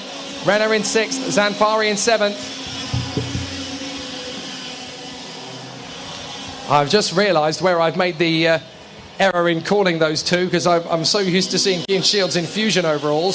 But of course that is where Alfie Rigby is now wearing them. Shields these days is now wearing a cosmic outfit. My apologies, that's why I got confused from a distance. But Shields is there in fifth position, knocking on the door of last year's Dubai O-Plate winner. Oh, this is going to be an interesting one. It looks as though there's only two or three of them in the mix now. Something's definitely changed. Kian Shields is now up into fourth by the look of it. So he's made the move on Saab, but I think Reich has as well. So Reich has got through into third. Shields has got through into fourth, and Khaled Saab now finds himself down in fifth position. So we'll watch as they come across the line. But Jamie Day is now your leader. Second place, Kamal Agar. Then it's Reich, Shields, Saab and Zanfari, with Frij there in seventh place. So it looks like some good battles already, but Kian Shields is on the move. So too is Konstantin Reich. The two of them battling it out for third position. Let's not forget, this is Kian Shields' first visit to the Dubai Kartdrome. He's battling against the guy who's won this event before. So the battle is already quite fierce between these two as they challenge. Reich is on the comeback drive, and Kian Shields is out to show what he can do on the world stage. And he's already dealt with Khaled Saab, one of the top drivers from this part of the world, who put on a good show in the IAME Euro Series. And up to sixth now, that is the Moroccan star Suleiman Zanfari. So Zanfari in P6, running very well as he fights his way forward. But that gap between Day and Agar has opened up now. 3 seconds. It's looking unachievable for anybody else to take the win away from Jamie Day. 4 laps to go. And Jamie Day seems to have this one fairly much in the bag. I think there's a problem for Yanis Maillard. He's dropped down behind Alfie Rigby now. Keanu Al-Azari is there a few seconds behind as well. So those two having fallen off the road, unfortunately, in their earlier battle. But this is still going to be a tough weekend, and this race has just given us a taster of what's to come. Jamie Day out in front. Kamal Agar in second place. Konstantin Reich in third. Kian Shields makes the move! And it's a big move into the chicane, and he's got that one nailed. Beautifully done. Into P3. Reich tries to come back at him. Shields slams the door, firmly shut in his face. No chance at all of a comeback drive. That was nicely done by Kian Shields. The Flying Scotsman strikes again and into third position. At the end of the lap, he is going to come through a whisker behind the second place man, Kamal Agar. And with 3 to go, it's looking very good indeed for Kian Shields, having had a very good run there. And that's no ordinary racing driver he's just pulled that move on. He's done that to last year's Junior O-Plate winner. That's not a bad bet at all. A really good effort as they continue to fight forward. But under the bridge, Jamie Day running well on home soil and looking good so far. Up into the chicane. Kamal Agar still in second position. Oh, not for long though, goodness me. Kian Shields has caught him up in 1 lap. That's astonishing speed. He was about 5 kart lengths back when he pulled that off. Now he's up to second nearly. Going for the move, he's going to nail him into the hairpin. Thank you very much. Job done. P2. What a stonker from Shields. This boy's got something to prove this weekend. Jamie Day leads the way, but Kean Shields is best of the rest as he charges down the home straight. What a run this is from Shields. 2 laps to go, putting on an absolute stonker of a show again.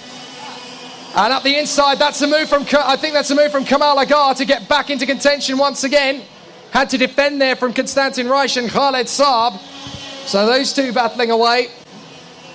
Well, watch as they come through under the crossover. Jamie Day still commanding out in front. Second place, Kean Shields. There's Jamie Day coming through. Shields in second position. A fantastic run from the guys as Konstantin Reich now runs in third position in front of Saab. Kamal Agar has now got problems of his own to deal with in the shape of Suleiman Zanfari. Zanfari, the Moroccan, is now going to try and make the move for P5.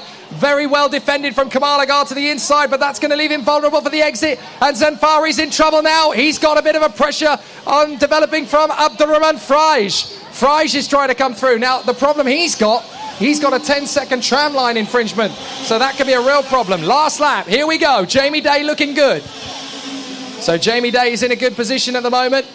Charges his way forward. And this race is his to command. He's had it in the bag for a while. 6 seconds clear of the rest of the field. And the fastest lap of the race too for Jamie Day. He comes under the bridge. He is running absolutely perfectly out in front. Nobody has troubled him over the course of this race. Kean Shields has fought his way into second place beautifully. And he's left them behind. Look at the speed he's pulled out. He's got at least 8 kart lengths now on Konstantin Reich. That bodes well for the rest of the weekend.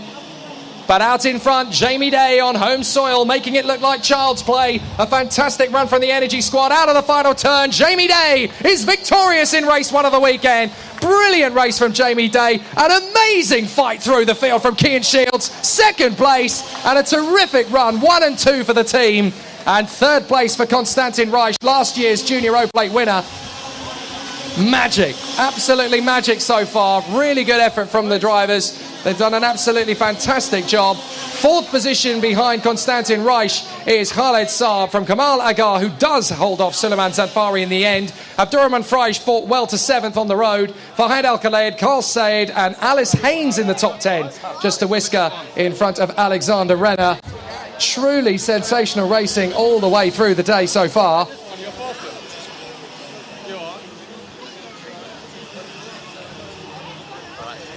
So the XL Motorsport team on the top step having an absolutely fantastic run so far. And we've seen some brilliant performers so far over the course of the day. But we've had some great performances in the lower categories. And it looks like we've got Matteo Quintarelli has come along for a bit of a chat. No? You don't fancy it? Or you just wanted to see? I've got a few of the drivers now from the Dojomoto squad. You wanted to ask me a question?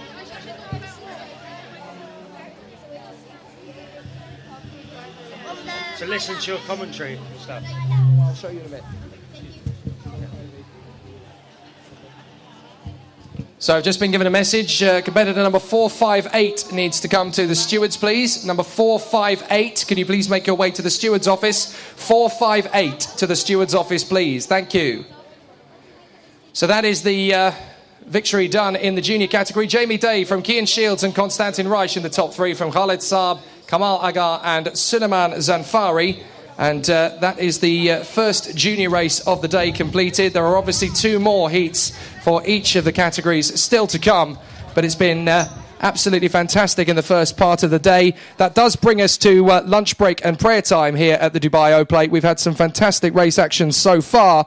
But you can catch up with all of the action and listen back to it over the course of the day. If you head to the Downforce UK Facebook page, you can obviously catch up with all of the action through the course of the day here at the Dubai O-Plate. So if you're on Facebook, give a like to Downforce UK and you can listen to all the action back. And even if it's not live, you can listen back to all the drama as it's happened over the course of the day as well. Live all through the weekend on Downforce UK.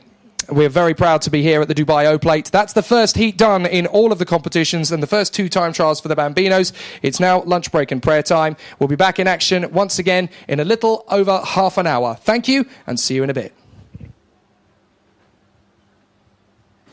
Hi, I'm Tom Ingham and you're listening to Downforce Radio. Hi, I'm Jake Villeneuve. You're listening to Downforce Radio. Hi, I'm Bruno Senna. You're listening to Downforce Radio. Hi, I'm Chris Hoy, and you're listening to Downforce Radio. Hi, I'm Landon Norris, and you're listening to Downforce Radio.